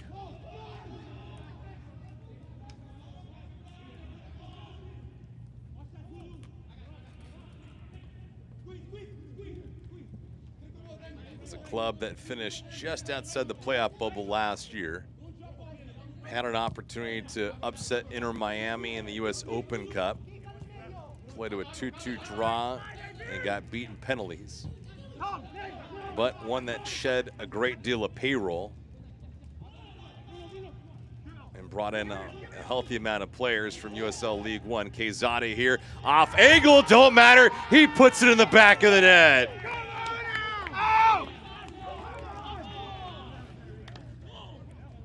Well, if Jeremy Shear, the lead official, wants to blow the whistle now, he'll do Miami FC a favor. Memphis 5, Miami 1. Again, it's the lack of shape for Miami FC, the lack of recovery runs. Since Kenzada has stepped onto this field, he's been the difference maker for Stephen Glass. His work rate on both sides of the ball takes it really well. A little bit of a toe poke, does not allow India to get set right between the legs. Goes from bad to worse for Miami FC. And if you're Stephen Glass, exactly what the doctor ordered. Quezada's first goal of the season, so he has a reason to celebrate.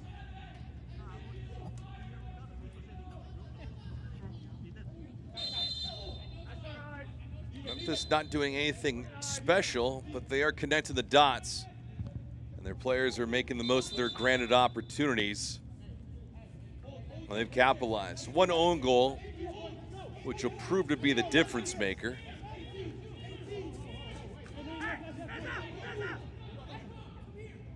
But outside of that, this has been a punishing final 10 minutes of soccer.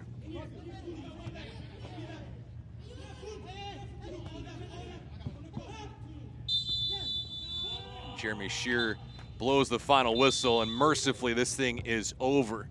Cardona's own goal in the 81st minute was the difference maker in this thing. Memphis tacked on 3 more goals for good measure anyway, but they walk away with a comfortable 5-1 outcome. They secure 3 points, and for Antonio Nocerino and Miami FC, they're gonna go back to the locker room and lick their wounds. Just too casual, pedestrian-like in the back for Miami FC. You're not getting beat through the run and play. You're just creating so many mistakes. Just very sloppy, not clean enough decision-making, space all over. And that's the reason why Memphis 901 walks in here, takes all 3 points, and a reaction that Stephen Glass wanted, he exactly got that. Memphis scored 4 goals from the 81st minute on, and they win this thing by a final of 5-1. Postgame show is right around the corner.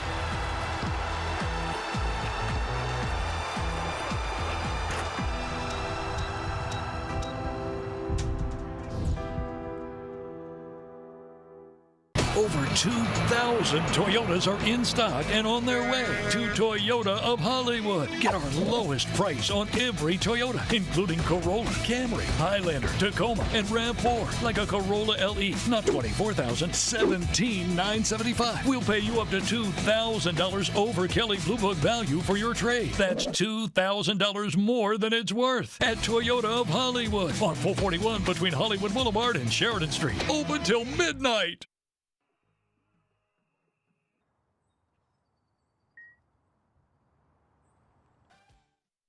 Match is over, so we look at the full-time highlights in this thing. Ricky, a 5-1 outcome, but it looked pretty from the opening get-go for Miami. Fantastic start for Miami FC.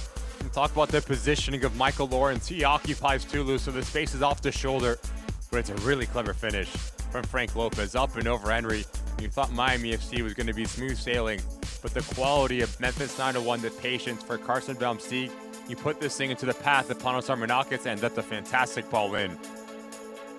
Bending in as Borzak just needs to take any sort of deflection. He beats NDA 1-1. The last 10 minutes, Memphis 901 kicked into another gear in terms of their class. Brunalapa does fantastic in terms of the patience, but there's no rotation for it whatsoever. Danny Barbier gets caught way too wide. Noe Meza off the post. Very unfortunate for Nick Cardona. 2-1. Memphis 901. This is just plain not good enough. Too casual. Schoolboy mistakes from Danny Barbier. Knight Pickering says thank you very much, but Noe Meza, his effort creates this ball. It's an easy finish for Knight Pickering. 3-1 at this moment in time for Memphis 901. Hard to believe, but they scored 4 goals after the 81st minute.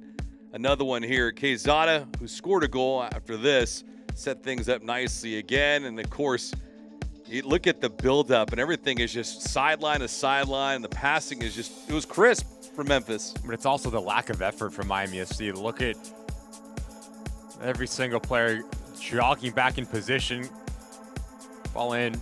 NDA is very slow to come off his line. Quezada right through the legs. Finds it back in the net. And Memphis on a one commanding 3 points back at Tennessee. So Cariaga got the 4th goal, and then Quezada the 5th. 5-1 outcome. Shots 20-14 in favor of Memphis on target.